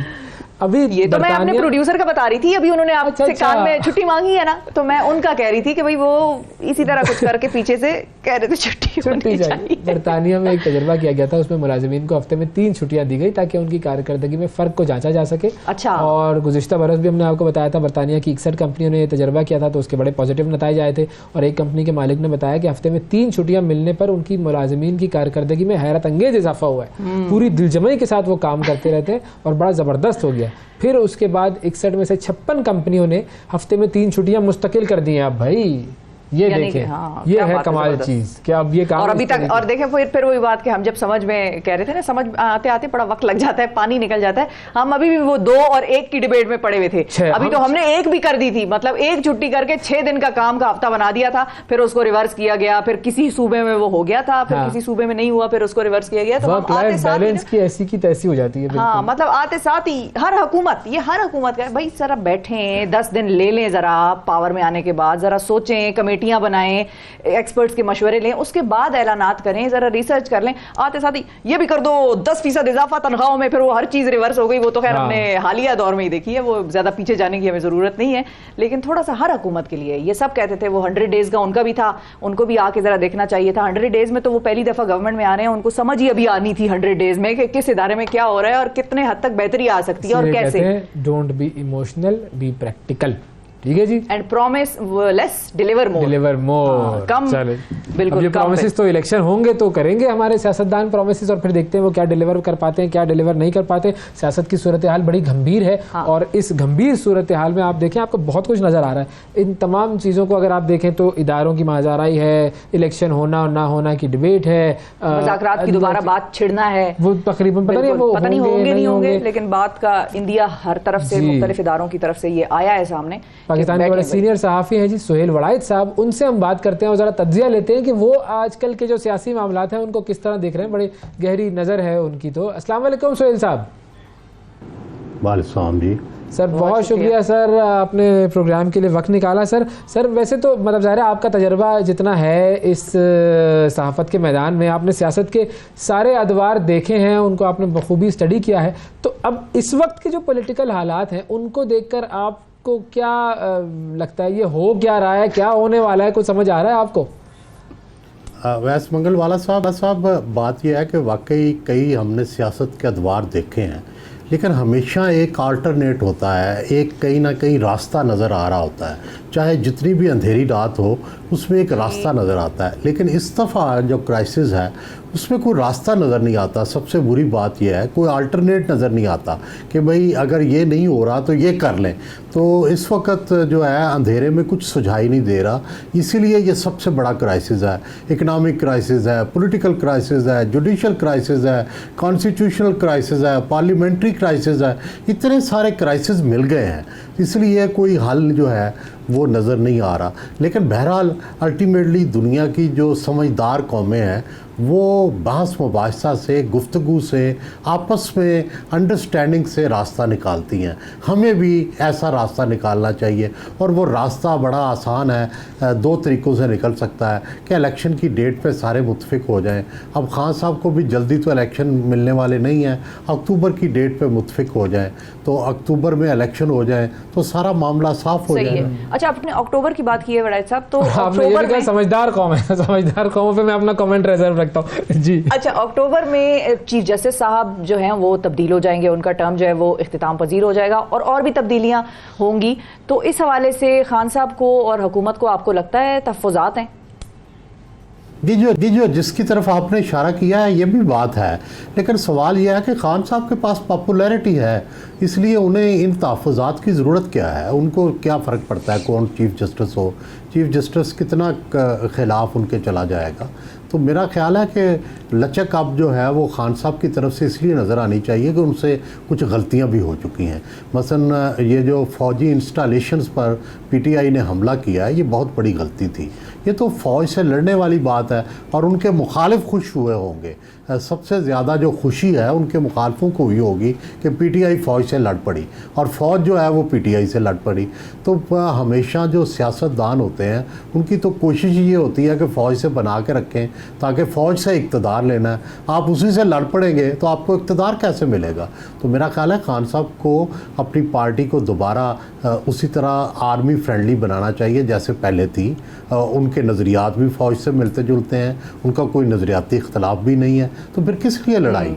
अच्छा, इस हुकूमत की अगर हम बात करें, जो पीडीएम की हुकूमत है, ये नून लीग की क़यादत में हुकूमत तो चल रही है, लेकिन मामलात महंगाई के इनसे कंट्रोल में नहीं आ रहे। बहुत सारे ऐसे मामलात हैं कि जो कि ऐसे चल रहे हैं कि जिसके ऊपर शायद लोग इलेक्शन में सरप्राइज़ दे। मतलब आपको क्या लगता है कि इस हुकूमत को या नून लीग को अब जो इलेक्शंस आएंगे उसमें कोई सरप्राइज़ मिल सकता है? देखें, हुकूमत जो है ना वो एक ख़ास बड़ी समझदार है। ये नून लीग जो है ये इसने साल हा साल से हुकूमत की है, इनको पता है हुकूमत कैसे करते हैं, हुकूमत से फ़ायदे कैसे लेते हैं और कैसे वोट बैंक बनाते हैं। ये जिस दिन से इनकी हुकूमत बनी है ये दोबारा से सारे अफसर इनकी मर्ज़ी के लग रहे हैं, सारा जो है वोटिंग पैटर्न दोबारा सेट हो गया। एसएचओ से लेकर पटवारी तक जो है अब इनकी पूरा नेटवर्क बन चुका है दोबारा से। इसलिए वो समझते हैं कि हमें हराना भी इतना आसान नहीं होगा। तो नून लीग जो है उनको अगर बयानिया मिल गया, नवाज शरीफ मिल गया वापस, अगर उनको नाइली ख़त्म हो गई तो नून लीग टफ टाइम देगी फिर। और दूसरी तरफ पीटीआई उस वक्त मुश्किल वक्त में होगी, इसके बंदे जेलों में होंगे, इसका लीडर जो है वो मुकदमे भुगत रहा होगा। तो उस वक्त भी पीटीआई को मुश्किल में गिरफ्तार करके नून जो है वो रिलीफ फील कर रही होगी। सही है, ठीक है। अच्छा, वेरी इंटरेस्टिंग कमेंट। अच्छा, ये भी बताइए सर कि हुकूमत कुछ डेस्परेट मेजर्स ले रही है, जैसे तौहीन पार्लियामेंट बिल है जो कि कल पेश हुआ और फिर उसको मंजूर किया गया। ये कहीं हम पर पाबंदी तो नहीं लग रही कि हम उनसे सवाल भी ना पूछ सकें कि कौन सा बिल आया, क्यों आया और इससे किसको फ़ायदा होगा? देखें, ये तो नहीं, मेरा ख्याल है कि पार्लियामेंट तो सुप्रीम होती है, लेकिन ज़ाहिर है पाकिस्तान में आइन जो है, जो रिटन आइन होता है, ये सुप्रीम होता है। तो इसलिए उसमें आइन पार्लियामेंट सुप्रीम है और ज़ाहिर है अवाम के मुंतखब नुमाइंदे ही सारा आइन बनाते हैं और आइन में अमेंडमेंट करते हैं। तो सबको आइन को तो पढ़ना चाहिए, आइन को तो दरसी किताबों में होना चाहिए। आइन तो मैंडेटरी सबको, पूरे मुल्क को सीखना चाहिए, उसका इल्म होना चाहिए, सबक याद होना चाहिए। दुनिया में, अमेरिका में, बरतानिया में बच्चों को आइन जो है वो सिखाया जाता है, उनको अपने हकूक़ के बारे में बताया जाता है। आपने अक्सर सुना होगा कि वहाँ के बच्चे जो है टेलीफोन कर देते हैं अगर उनके माँ बाप मारे, तो वो उनको पता होता है ना कि आइन के तहत हमारे ये हकूक़ है। तो यहाँ भी ऐसा होना चाहिए। अच्छा, अब लेकिन तौहीन पार्लियामेंट वाले बिल की बात करें तो ऐसा तो नहीं है कि ये कहीं आज़ादी सहाफ़त पर पाबंदी लगाने की बात हो रही हो?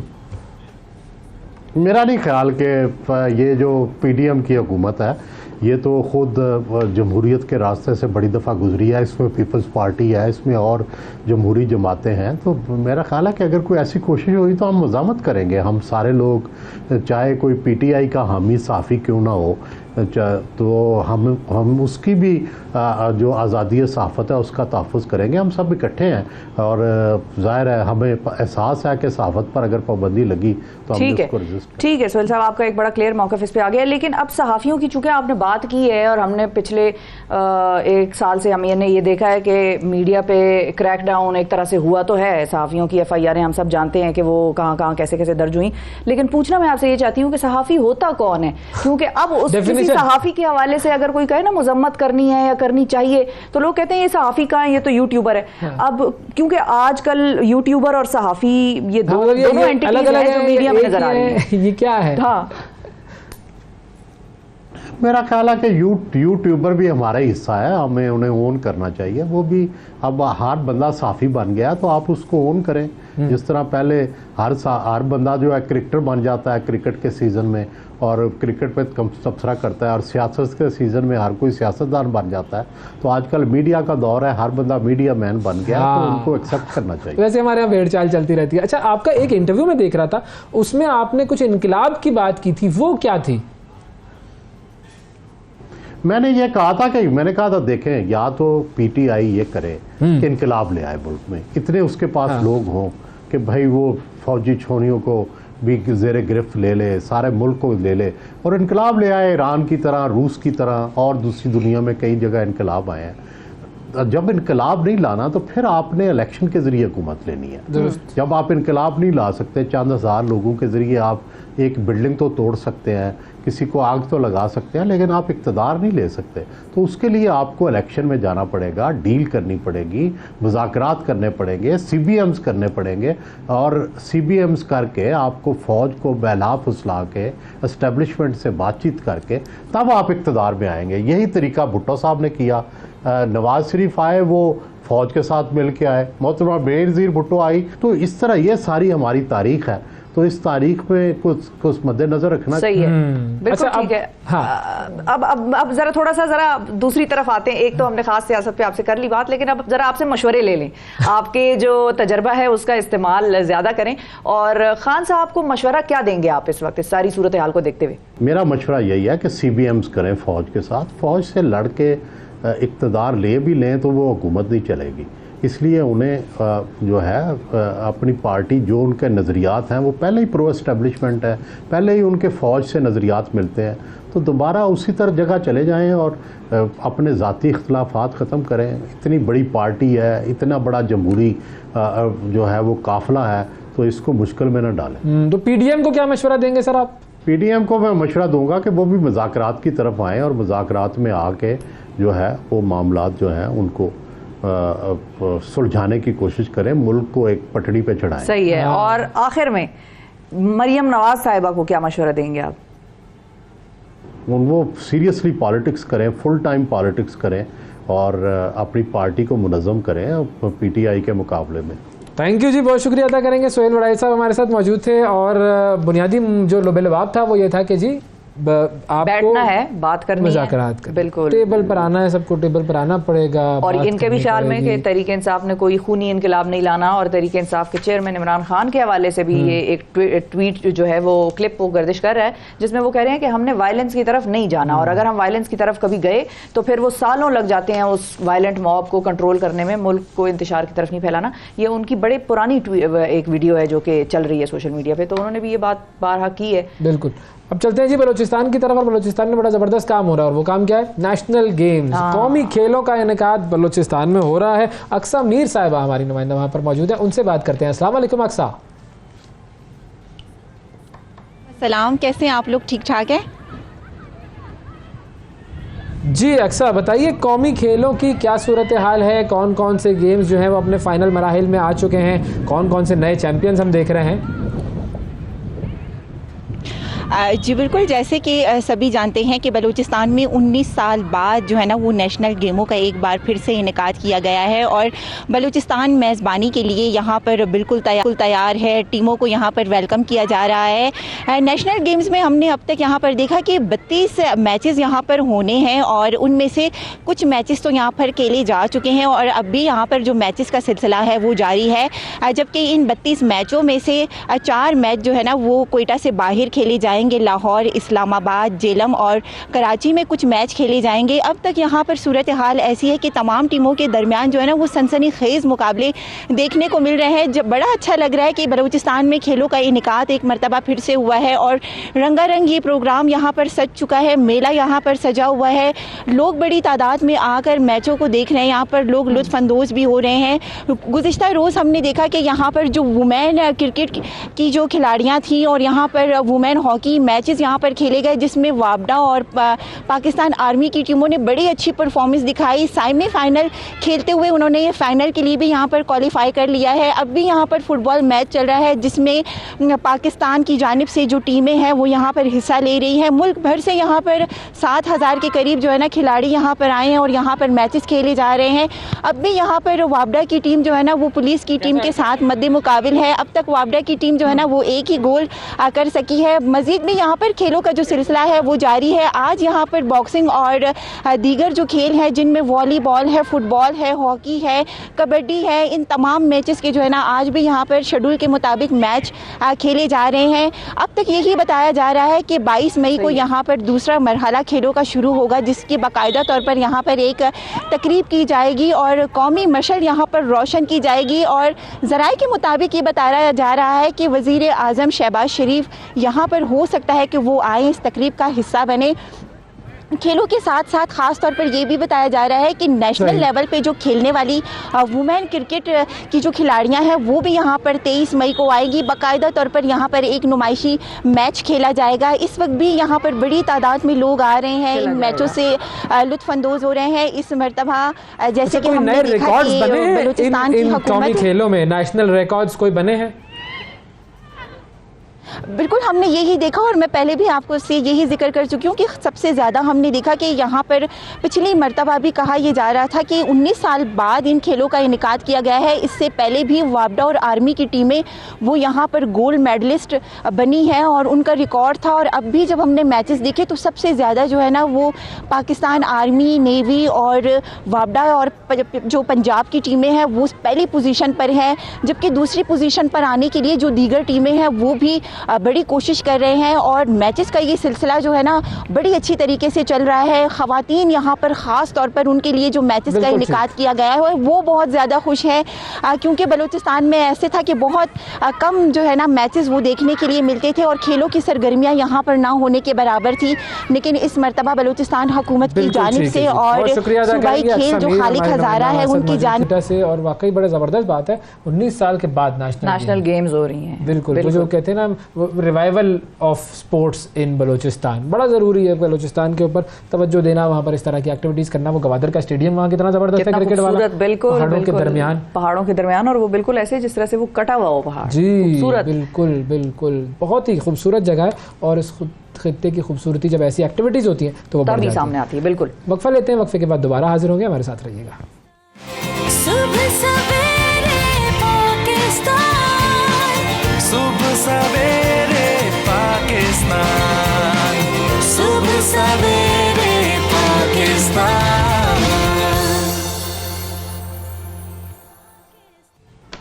पाकिस्तान पीपल्स पार्टी मुसलसल ये दावा करती आई है कि कराची में मेयर उनकी जमात का होगा।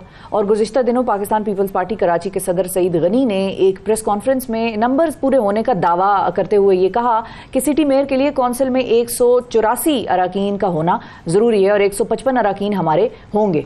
मुस्लिम लीग 14, JUI के 4 अराकीन भी पीपल्स पार्टी के उम्मीदवार की हिमायत करेंगे। अब इसके अलावा जो दीगर अराकीन हैं वो भी उनके उम्मीदवार का साथ देंगे। और मीडिया में कराची के जो मुतवक्के मेयर हैं उनमें से एक शख्स का नाम आ रहा है, दो नाम आ रहे हैं। हाँ। एक सलीम मांडवीवाला साहब का नाम है और एक नाम है जी मुर्तज़ा वहाब साहब। अच्छा, अब ये दोनों, अगर इस पे थोड़ा सा तबसरा करें दोनों नामों पे, दोनों टक्कर के, दोनों ही इक्वली, जिसको कहते हैं ना कि इक्वली इंपॉर्टेंट, इक्वली पॉपुलर। और खैर मुर्तज़ा वहाब साहब को एज ये है कि क्योंकि वो एडमिनिस्ट्रेटर कराची भी रहे हैं तो उनकी उस तरह की जो एक्सेप्टेबिलिटी और एक वो है वो उनका सलीम मांडवीवाला से मुझे थोड़ा सा ज्यादा लगता है। अब ये मामला कहाँ तक पहुंचा है और पीपल्स पार्टी ने अब क्या फॉर्मूला दिया है मेयर बनाने का? मुर्तज़ा वहाब साहब हमारे साथ मौजूद हैं, उनसे बात करते हैं। अस्सलाम वालेकुम सर। जी वालेकुम अस्सलाम। बहुत शुक्रिया सर, आपने वक्त निकाला। अब देखें, ये तो मैंने आपको इसलिए नहीं कहा मैंने कि ये आप शो पे हैं, मैंने इसलिए कहा है कि ये जेन्युइन एक चीज़ है कि क्योंकि आप एडमिनिस्ट्रेटर रहे हैं तो लोगों में आपकी एक्सेप्टेबिलिटी और आपका काम करने का तरीका, हर चीज़ लोगों ने देखी है। आपको क्या लगता है, मतलब एक ऐसा ओपिनियन दे जो कि हम हजम कर सके, आपको क्या लगता है सलीम मांडवी वाला होंगे या आप होंगे? शिफा, देखें, ये फैसला तो पार्टी की क़यादत करेगी कि एग्जैक्टली कौन कराची के मेयर के मनसब के ऊपर फाइज होता है। लेकिन एक चीज़ क्लियर है, और वो मेरे पार्टी के चेयरमैन ने लास्ट ईयर अक्टूबर में कराची में और दिसंबर में इस बात का ऐलान किया था कि मेयर जो है इंशाल्लाह वो पाकिस्तान पीपल्स पार्टी का होगा, वो पाकिस्तान पीपल्स पार्टी का कारकुन होगा, जियाला होगा। और वक्त ने साबित किया कि कराची के अंदर Pakistan Peoples Party for the first time emerged as the single largest party. ठीक है, वो ठीक है, वो बात सही है बिल्कुल। लेकिन मैं फिर अपने उस सवाल पे आऊंगी। देखिए, नंबर दे देते हैं ना, आप चूंकि एडमिनिस्ट्रेटर रहे हैं, आपका कराची में वो लेवल अलग है कि आप वहाँ के लोगों ने आपको देखा, काम करने का तरीका देखा। और सलीम मांडवी वाला क्योंकि इस तरफ है, मतलब इस्लामाबाद में ज्यादा उनकी रिहाइश भी रही, काम भी उनका यहाँ पर ज्यादा है, आपको लगता है आप दोनों के मुकाबले में ज्यादा नंबर आपको मिलेंगे या उनको मिलेंगे? देखिए शिफा, मैंने आपको बताया ना, Peoples Party works as a team, individuals do not matter, किसी की इंफरादी कोई हैसियत नहीं होती है। पार्टी अपने मंशूर के मुताबिक काम करती है, जो क़यादत का विजन होता है। तो जो शख्स भी आएगा वो सबको साथ लेकर चलेगा, काम करने की कोशिश करेगा। और मैं समझता हूँ कराची की इस वक्त नीड ही ये है कि एक ऐसा शख्स आए जो कि ना सिर्फ मसाइल को समझता हो, लेकिन मसाइल को हल करने का उसके अंदर तजुर्बा भी हो, काबिलियत भी हो, और वो मसाइल को हल कर सके। और मैं समझता हूँ इसी चीज़ के ऊपर फोकस करना चाहिए कि मनफी सियासत बहुत हो गई, तमाम सियासी जमातें साथ बैठें, मिलकर शहर कायद की खिदमत करें, और जो कराची को उसका ड्यू शेयर है, हक है, उसको दिलवाने में अपना किरदार अदा करें। अच्छा, अब फार्मूला क्या दिया है आप लोगों की तरफ से? जो फार्मूला एक है वो क्या है? क्योंकि जाहिर है किसी एक के पास तो नंबर्स तो है नहीं पूरे, 99 आप लोगों का नंबर है, तो अब कहाँ तक आगे जाकर किसके साथ इत्तेहाद होगा? वो फार्मूला जो पेश किया जा रहा है वो क्या है? अब 99 ये आप अभी बात करें जो इस वक्त तक की जनरल सीट का इंतखाब हुआ है ना, एग्जैक्टली, ये 99 is not the right number, actually 105 is the number. हमारी सीटों के ऊपर जमात इस्लामी ने एक स्टे ऑर्डर लिया है, हालांकि तमाम प्रोसेस कंप्लीट हो गया, इस्लामाबाद हाई कोर्ट से उन्होंने स्टे लिया है। तो एक्चुअली हमारी 105 सीटें हैं और इफेक्टिवली गालिबन जमात इस्लामी की शायद 86 से 87 है। मुस्लिम लीग नून हमारी इत्तेहादी है, JUI हमारी इत्तेहादी है। तो हम we are very close to the, अगर आप जनरल सीट का तनासुब देखेंगे तो we are short by about 4 or 5 members. Independent भी वहाँ पर मौजूद हैं कराची की काउंसिल में। तो इंशाल्लाह नंबर गेम पूरा करना पाकिस्तान पीपल्स पार्टी के लिए मुश्किल नहीं होगा। लेकिन मैं आज फिर आपको ये कहूँगा कि ज़रूरत इस बात की है, बिकॉज कराची शहर के अंदर तकरीबन कोई 25 टाउन्स हैं, उन टाउन्स के अंदर मुख्तलिफ सियासी जमातों की अक्सरियत है। पीपल्स पार्टी की भी कुछ जगहों पर है, कुछ जगहों पर जमात इस्लामी की है, किसी जगह पर शायद PTI की भी है। तो ज़रूरत इस बात की है कि अगर यकसोई के साथ तमाम सियासी जमातें for the cause of Karachi, कि कराची की डेवलपमेंट में सबको अपना अपना किरदार अदा करना है, तो ज्यादा बेहतर तरीके से काम हो पाएगा। लेकिन अनफॉर्चुनेटली अगर हमको नेगेटिव पॉलिटिक्स करनी है कि नहीं बस वही जलाओ घेराव की सियासत हो, धरने की सियासत हो, तनकीद की सियासत हो, फिर कुछ नहीं, मैं समझता हूँ वो कोई फायदा नहीं होगा। तो लेकिन आप लोगों की तरफ से एक ऑफर थी या बयान था कि भाई डिप्टी मेयर की सीट अगर जमात इस्लामी लेना चाहती है तो वो ले ले, फिर हम बात कर लेते हैं उसके ऊपर, ये ऑफर वैलिड है? देखें, नेचुरली हम तो ये कहते हैं कि चूंकि नंबर 1 पार्टी हम है, पीपल्स पार्टी है, तो मेयर पाकिस्तान पीपल्स पार्टी का होगा। अब अगर लेट से हम एक चार्टर ऑफ कराची लेकर आ रहे हैं जिसके अंदर हर सियासी जमात हमारे साथ बैठना चाहती है और मिलकर हुकूमत बनाए, मिलकर कराची के मामलात को हल करें, तो नेचुरली अगर जमात इस्लामी साथ बैठेगी तो जमात इस्लामी को भी उसके अंदर अकोमोडेट किया जाए। और अगर जमात इस्लामी के साथ PTI भी बैठ जाए साथ, फिर क्या होगा? देखिए मैं बार बार ये कहता हूँ कि पीपल्स पार्टी हो, जमात इस्लामी हो, एक सियासी जमात है, सियासी सोच है। PTI जो है वो मेरी नज़र में कोई एक सियासी जमात नहीं थी, वो एक और कोई कैफियत का नाम आप कह लें, कोई कल्ट कह लें, तो मुझे नहीं पता। साहब का भी कल्ट है, ऐसे ना कहें, मतलब आपने उनको बिल्कुल माइनस कर दिया। ये तो जो आया है हमने तो देखा है ना आंखों से अपने सुप्रीम कोर्ट के बाद। मौलाना फजलुर रहमान साहब की जो सियासी जमात है वो आज कायम नहीं हुई है। जब अपना पाकिस्तान आज़ाद हुआ तो उस जमाने में भी JUI मौजूद थी, उस जमाने में JUI हिंद मुखालिफत भी कर रही थी वो पाकिस्तान की। वो जमात इस्लामी भी माशाल्लाह आपको पता होगा कि उनका क्या किरदार था 1947 के जमाने में। 73 का जब आइन बना तब PTI नहीं थी, वहाँ पीपल्स पार्टी थी। JUI थी उसके अंदर, जमात इस्लामी थी, JUP थी उसके अंदर, ये पुरानी, तो नेचुरली आप PTI को इन बाकी सियासी जमातों के साथ उस तरीके से कंपेयर नहीं कर सकते। तो अब आप लोगों की अगर मुखालिफत में पाकिस्तान तहरीक इंसाफ और जमात इस्लामी किसी तरीके से इकट्ठा हो जाते हैं तो फिर जो मेयरशिप है वो हाथों से निकल जाएगी आप लोगों के? देखिए, मैं समझता हूँ बड़ी ज्यादती इसलिए होगी कि एक बार फिर जो जिस सियासी जमात का हक है उससे वो हक छीना जाएगा। कि सिंगल लार्जेस्ट पार्टी जिस सियासी जमात की उसका हक है हुकूमत बनाने का, और मैं समझता हूँ अगर इस तरह की मैनेजमेंट कोई करने की कोशिश करेगा कि जस्ट बिकॉज के नईमुर रहमान साहब ने ये ख्वाब देख लिया था कि मैंने शेरवानी अपनी खिलवा ली है और बस मुझे ही मेयर बनना है, कराची के मामला हल हो ना हो, उसका कोई विजन हो ना हो, तो मैं समझता हूँ वो ज्यादती होगी। Single largest party Pakistan Peoples Party, ये तो फिर कौमी असेंबली में भी होना चाहिए ना, फिर तो कौमी असेंबली में भी सिंगल लार्जेस्ट पार्टी तो नहीं है इस वक्त, वो तो बाहर है, तो हो तो सकता है टेक्निकली नंबर के हिसाब से। ओवैस, अगर आपको याद हो तो वो जो सिंगल लार्जेस्ट पार्टी है वो 2018 में उसने हुकूमत कायम की। जी जी जी। और 2018 से लेके अप्रैल 2022 तक वो बरसरे इख्तिदार रहे। बिल्कुल, एब्सोल्युटली। उसके बाद 4 साल की परफॉर्मेंस के बाद उसके खिलाफ एक आईनी तरीकेकार से वोट ऑफ नो कॉन्फिडेंस आया। वोट ऑफ नो कॉन्फिडेंस से बचने के लिए उस सियासी जमात ने इस्तीफे दे दिए। बिल्कुल सही। उसने राह फरार इख्तियार किया। तो उस एग्जाम्पल को इस एग्जाम्पल के साथ आप इक्वेट नहीं ठीक है। अच्छा, अब अगर दोबारा से हम उस पे आते हैं कि अगर मिसाल के तौर पे ये जो सिंगल लार्जेस्ट पार्टी है पीपल्स पार्टी, इससे उस तरह से मेयरशिप नहीं मिलती और जमात इस्लामी और PTI बना लेते हैं अपना मेयर मिलकर, क्यों नहीं वैसे कह रही हूँ for the sake of the argument ना, वो क्योंकि इस चीज का दावा कर रहे हैं, तो हम भी सिर्फ इस हवाले से आपका सवाल पूछ रहे हैं। आपने भी कहा बड़ी ज्यादती होगी, तो यानी कि कहीं ना कहीं कोई ऑप्शन तो मतलब आपको नजर आ रहा है कि हो सकता तो है, आर्ट ऑफ पॉसिबिलिटीज है पाकिस्तान की सियासत से। सवाल सिर्फ मेरा ये है कि अगर वो बना लेते हैं, चलें बहुत मुश्किल है लेकिन बना लेते हैं, तो क्या आपकी गवर्नमेंट जो सिंध गवर्नमेंट है वो उनको उस तरह से सपोर्ट करेगी कि वो रोना ना रोएं इख्तियारात का? मैं आपको बताऊं, मैंने ये 15 जनवरी के इलेक्शन से पहले भी कहा था और 15 जनवरी के इलेक्शन के बाद भी कह रहा हूँ और आज भी कह रहा हूँ कि ये लोग, इनको इख्तिदार मिल गया, ये आखिर में कहेंगे यही कि हमारे पास इख्तियारात नहीं।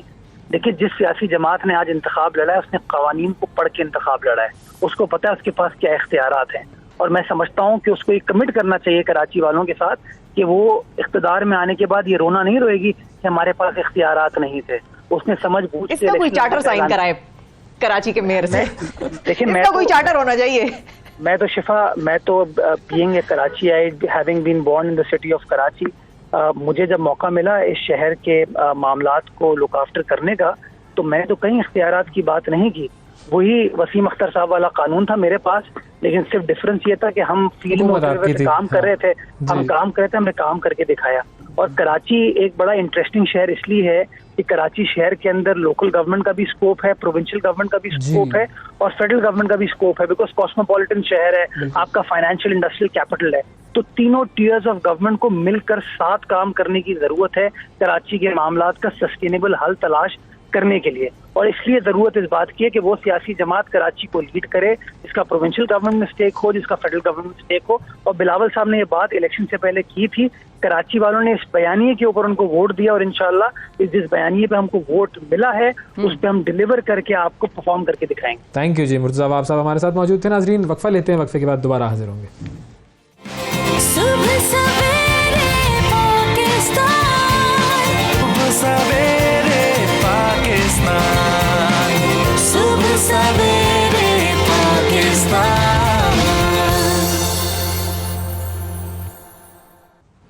Welcome back. सुबह सवेरे पाकिस्तान में एक मरतबा फिर खुशामदीद। एक ट्रेंड चला हुआ है और वो ट्रेंड ये है कि मेकअप करना है। वो ट्रेंड जो है वो बड़ों के हवाले से बात नहीं कर रहा हूँ, बच्चों के हवाले से, कि बच्चों यानी छोटी बच्चियों में मेकअप का ट्रेंड है और उनके लिए बड़े खास प्रोडक्ट्स आए हुए हैं चिल्ड्रन मेकअप के नाम से। और क्योंकि वो माओ का देखते हैं तो माएँ कहती हैं कि मेरा प्रोडक्ट खराब नहीं करना, तुम अपना ले लो। हाँ, अब वो बच्चियों को जाहिर है माओ को देखकर वो आदत तो होती है मेकअप करने की, ठीक है, अच्छा क्यूट सा तो लगता है, लेकिन वो जो प्रोडक्ट्स इस्तेमाल हो रहे हैं वो बच्चों के लिए कितने खतरनाक हैं, इस हवाले से हमने बात करनी है। और हमारे साथ skin specialist doctor Urmila Javed मौजूद है। जी, अस्सलाम वालेकुम। वालेकुम अस्सलाम।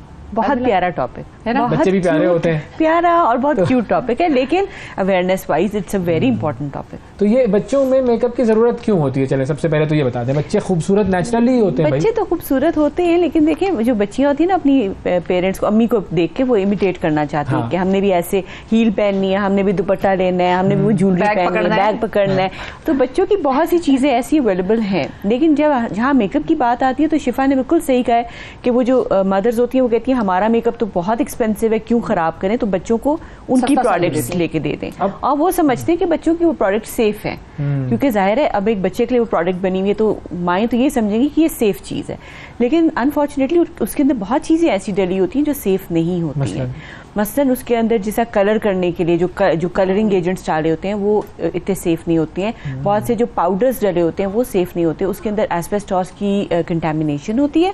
एस्बेस्टॉस एक प्रोडक्ट होती, एक चीज़ होती है जो टैल्क के अंदर कभी कभी कंटेमिनेशन हुई होती है, जैसा फेस पाउडर है, आपकी छतों वतों पे डला होता है एस्बेस्टॉस, नहीं वो मटेरियल ही टैल्क के एग्जैक्टली वही बिल्डिंग मटेरियल है, वो टैल्क जब आप एक्सट्रैक्ट करते हो उसके अंदर उसकी कंटेमिनेशन होती है। और आप देखने से नहीं पता करा सकते हो कि ये टैल्क जो है वो एस्बेस्टॉस फ्री है या इसमें एस्बेस्टॉस है। तो इसी तरह नहीं होता प्रोडक्ट, बिल्कुल भी नहीं। एक बहुत बड़ी कंपनी, मैं नाम नहीं लेना चाहूंगी, जो कि पाउडर बनाती थी बच्चों का, बेबी पाउडर, वो बैन इसीलिए उसके ऊपर बहुत बड़ा हरजाना भी हुआ और केस भी हुआ जस्ट बिकॉज कि उसके अंदर कंटेमिनेशन थी। तो ये वही वाला पाउडर जो है वो आपके आई शेड्स में यूज होता है, आपके जो बच्चे ये लगाते हैं ब्लश वगैरह और इस तरह की चीजें, उसमें फिर ग्लिटर के अंदर यूज होता है। इसी तरह जो परफ्यूम्ड प्रोडक्ट, जितनी भी किस्म की परफ्यूम्स डली हुई हैं, they are unsafe, they could be unsafe. उसके अंदर बहुत से ऐसे केमिकल्स होते हैं। फिर कलर्स जिसमें हेवी मेटल्स डलते हैं, लेड डलता है, मर्करी डलता है, ये आर्सेनिक की भी कभी कभी कंटेमिनेशन होती है। और उसके बाद जो प्लास्टिक को मोल्ड करने की जो चीज़ें होती हैं, प्लास्टिसाइजर्स होते हैं, वो बच्चों ने जो नेल पेंट्स लगाने और माएँ कहेंगे ये तो आराम से चिप ऑफ हो जाएगा, वो जो आराम से चिप ऑफ हो जाएगा तो उसके अंदर समटाइम्स प्लास्टिसाइजर्स भी डले हुए होते हैं। तो ये बहुत ज़रूरी चीज़ें हैं कि मदर्स अगर बच्चों को दे रही हैं कोई चीज़ें यूज़ करने के लिए तो फ़ौरन वॉश कराएं, फ़ौरन उस चीज़ को धो दें, फ़ौरन अच्छे तरीके से क्लीन कराएं और बच्चों को अनअटेंडेड ये मेकअप वगैरह चीज़ें मत करने दें, बिकॉज वो तो किसी भी वक्त बैठ के मेकअप खेलना शुरू कर देंगे और उसके बाद they are not going to wash their hands, they are not going to wash their faces, वो चीज़ अंदर चली जाएगी। दूसरी चीज़ जो इंपॉर्टेंट है वो ये है कि जो फेस पेंटिंग हैलोवीन के ऊपर बाहर बहुत ज्यादा हो रहा था, पाकिस्तान डेज और 2016 में एक स्टडी हुई थी जिसमें पता चला था कि हैलोवीन पार्टी में जो बच्चे बहुत ज्यादा बार बार वो फेस पेंट करते हैं, बहुत बहुत घंटों तक होता रहता है, उसके अंदर भी कंटेमिनेशन इस तरह की चीज़ों की जो कार्सिनोजेनिक है, मतलब कैंसर बना सकते हैं खुदा ना खासा लेटर ऑन। और इसके अलावा जो आपकी एंडोक्राइन, जो बच्चों की डेवलपमेंट है, जो उनकी हार्मोनल डेवलपमेंट है, उसके ऊपर भी असरअंदाज हो सकते हैं। और ये जो बच्चों के लिए जो खास प्रोडक्ट्स होते हैं जिसमें होता है ना कि फला chemical free for babies, specially खास बच्चों के लिए वो बिकते हैं, मिसाल के तौर पे क्रीम्स होती हैं या ऑयल होते हैं, लोशंस होते हैं, वो सेफ होते हैं? अभी तक तो शिफा जो पाउडर था उसके ऊपर तो बहुत तहकीक हुई और पाउडर के लिए तो बिल्कुल उन्होंने मना करा दिया कि पाउडर ना यूज़ करें। बहुत ज़्यादा पाउडर आप छिड़कते हैं और वो बाद में लेटर ऑन क्यूमुलेटिव इफेक्ट की वजह से ओवर द ईयर्स आपको वहाँ पे कैंसर का सबब बनता है बच्चियों के अंदर खास तौर पे। और ये बहुत हरजाने हुए बाहर यूएस में और वेस्टर्न वर्ल्ड में उन तमाम कंपनीज को जो ये बनाती थी। जिस तरह बच्चों का शैम्पू है, कहा होता है ना केमिकल फ्री, देखिए जैसे शैम्पू है वो तो प्रॉब्ली उसमें सल्फेट्स नहीं होते हैं, वो इतना वो जो टीयर्स नहीं बनाता, वो टैंगल कम करता है बच्चों को। तो ये वाली चीज़ें फिर भी क्योंकि आपने लगाई और आपने वॉश कर दी, बट द थिंग्स जो कि रहती हैं, जिस तरह से लिपस्टिक है उसने लगा ली, अब वो उसी तरह फिरती है, खा रही है, अंदर भी जा रही है, नेल पेंट है जिस तरह वो चू कर रहे हैं, उसी से नाखून खा रहे हैं बच्चे, तो वो ज़्यादा डेंजरस हो जाता है। जो टेम्प्रेरी यूज़ की चीज़ है, और इसी तरह जो फेस पेंट वगैरह भी है, वो भी माओ को चाहिए कि घंटे, बड़ा प्यारा लग रहा है जी बच्चा, 5 घंटे के लिए मत छोड़ें, अगर वो हैलोवीन हो गया बस आधे घंटे के बाद वॉश कर लें। हम भी मैचेस पे जाते हैं, अभी तो मैं सोच रही हूँ कि फेस पेंट करते हैं, बट ये है कि हमें भी केयर करनी चाहिए क्योंकि अब्जॉर्ब स्किन से चीज़ हो जाती है। और हम कितनी ही केयर करेंगे, एक कंपनी ने अगर अच्छी पेंट बनाई हुई है तो दूसरी कंपनी शायद उतना केयर नहीं करेगी। तो ये चीज़ें इंपॉर्टेंट होती हैं और इसको हम इग्नोर कर रहे होते हैं। जो ख़वातीन का भी मेकअप है जो लेडीज भी बहुत एक्सपेंसिव मेकअप खरीदती हैं उसमें भी लेड की कंटेमिनेशन निकली है, तो लेड से उसके अंदर भी आर्सेनिक की उससे बहुत सारे कैंसर्स और किडनी वगैरह के प्रॉब्लम्स और ये तमाम प्रॉब्लम्स हो सकते हैं, क्योंकि लिपस्टिक्स मोस्टली ये होता है कि चैप हो जाती है, खा भी रहे होते हैं लोग, आदत होती है लिप को थोड़ा सा बाइट करने की, तो इस तरह की चीज़ों को ज़रा अवॉइड करना चाहिए। और बच्चों को भी लिप ग्लॉस, ग्लिटर्स, ये सब चीज़ें अंदर जा रही हैं बच्चों में। तो सेफेस्ट क्या चीज़ है, मतलब अगर किसी ने इस्तेमाल करना ही है कि भाई हमें बच्चों को मेकअप करना ही, और लिप ग्लॉसेस होते हैं सिंपल से, जो टिंटेड लिप ग्लॉस होता है उसके ऊपर हल्की सी जो एक मिनरल ऑयल या इस तरह की जो सेफ होता है, ऑलिव ऑयल बेस्ड हो गया, कैस्टर ऑयल बेस्ड हो गया, या ये जो होती है हमारी जो इस तरह की जो हेल्दी ऑयल्स हैं, आमंड ऑयल बेस्ड चीज़ें करते हैं, उनको बोले आपने आंखों के ऊपर भी यही लगाना है। इस तरह की जो प्रोडक्ट्स होती है ना, जो ऑर्गेनिक होती हैं ज़्यादा, आप उन प्रोडक्ट्स के ऊपर बच्चों को ज़्यादा। और जो ऑर्गेनिक मेकअप आ रहा है आजकल, वो मार्केट में जो मिलता तो महंगा है कि भाई ऑर्गेनिक है, क्या वाकई वो ऑर्गेनिक होता है या ये सिर्फ क्लेम वाली बात है? देखिए जो बहुत बड़ी कंपनीज हैं ऑफ कोर्स दे आर, उनकी तो चेक एंड बैलेंस है और वो फियर भी करती हैं कि वहाँ पे लॉ जो है वो हर एक के लिए एक जैसा है। शिफा के लिए कोई और लॉ, मेरे लिए कोई और लॉ नहीं होगा, it will be applicable for everyone. But Pakistan में जब वो चीज़ आती है तो पहले तो मुझे शक ये होता है कि एक्सपायरी प्रोडक्ट्स आते हैं पाकिस्तान के अंदर। मेरा नहीं ख्याल कि पाकिस्तान में वहीं से ही डायरेक्ट आप उठाएंगे, प्रोडक्शन से उठाएंगे और लेके आ जाएंगे। यहाँ पे वो प्रोडक्ट्स आती हैं जो वहाँ पे डिस्कार्ड हो जाती हैं। आपने शिफा कभी देखा होगा कि जब वहाँ पर आपको वो प्रोडक्ट देते हैं ट्राई करने के लिए, तो जो उनका ट्राई वाला प्रोडक्ट होता है दे विल नेवर, वो कभी आपको दोबारा यूज, वो अगर किसी ने नेल कलर खोल के लगा लिया गलती से तो उसको बिन में डाल देंगे। वो कहेंगे ये नेल पॉलिश हमने वापस रैक में नहीं रखनी। अगर आपने गलती से भी उठा ली है कि भाई मैं तो टेस्टर समझ के लगा रही थी, they are very particular people. तो यहाँ पे वो चीज़ें नहीं होती हैं, तो वो जो प्रॉबेबली जो उन्होंने डिस्कार्ड की में प्रोडक्ट्स, वो हमें नहीं पता कि वही हमारे, क्योंकि यहाँ रेगुलेशन नहीं है ना। मेकअप लिया है तो वो बच्चों को लगा सकते हैं, तो वो सेफ है। बाहर से किसी ने कोई लेकर आया, देखिए बाहर से भी वही वाली बात है, ये चीजें तो बाहर ही बन रही है। बहुत सारी छोटी मोटी सस्ती वस्ती कंपनीज बाहर भी मौजूद हैं। मैं तो कहती हूँ बच्चों को कम से कम लगाएं, थोड़े देर के लिए लगाएं और उसके बाद अच्छी तरीके से क्लीन करें, क्योंकि लगाना तो बच्चियों ने है, मम्मियों को देख के इमिटेट करेंगी। जी हमारे प्रोग्राम का वक्त खत्म हो गया। ओके, नसीहत यही है कि बच्चों मेकअप का ख्याल रखें, पेरेंट्स को चाहिए बच्चों की स्किन का ख्याल रखें, बच्चों का ख्याल रखें। थैंक यू डॉक्टर साहब, आपने नाज़रीन आज के प्रोग्राम में इतना ही। आपसे फिर मुलाकात करेंगे कल, उस वक्त तक के लिए इजाजत दीजिए। अल्लाह हाफिज। सुबह सवेरे पाकिस्तान, सुबह सवेरे पाकिस्तान, सुबह सवेरे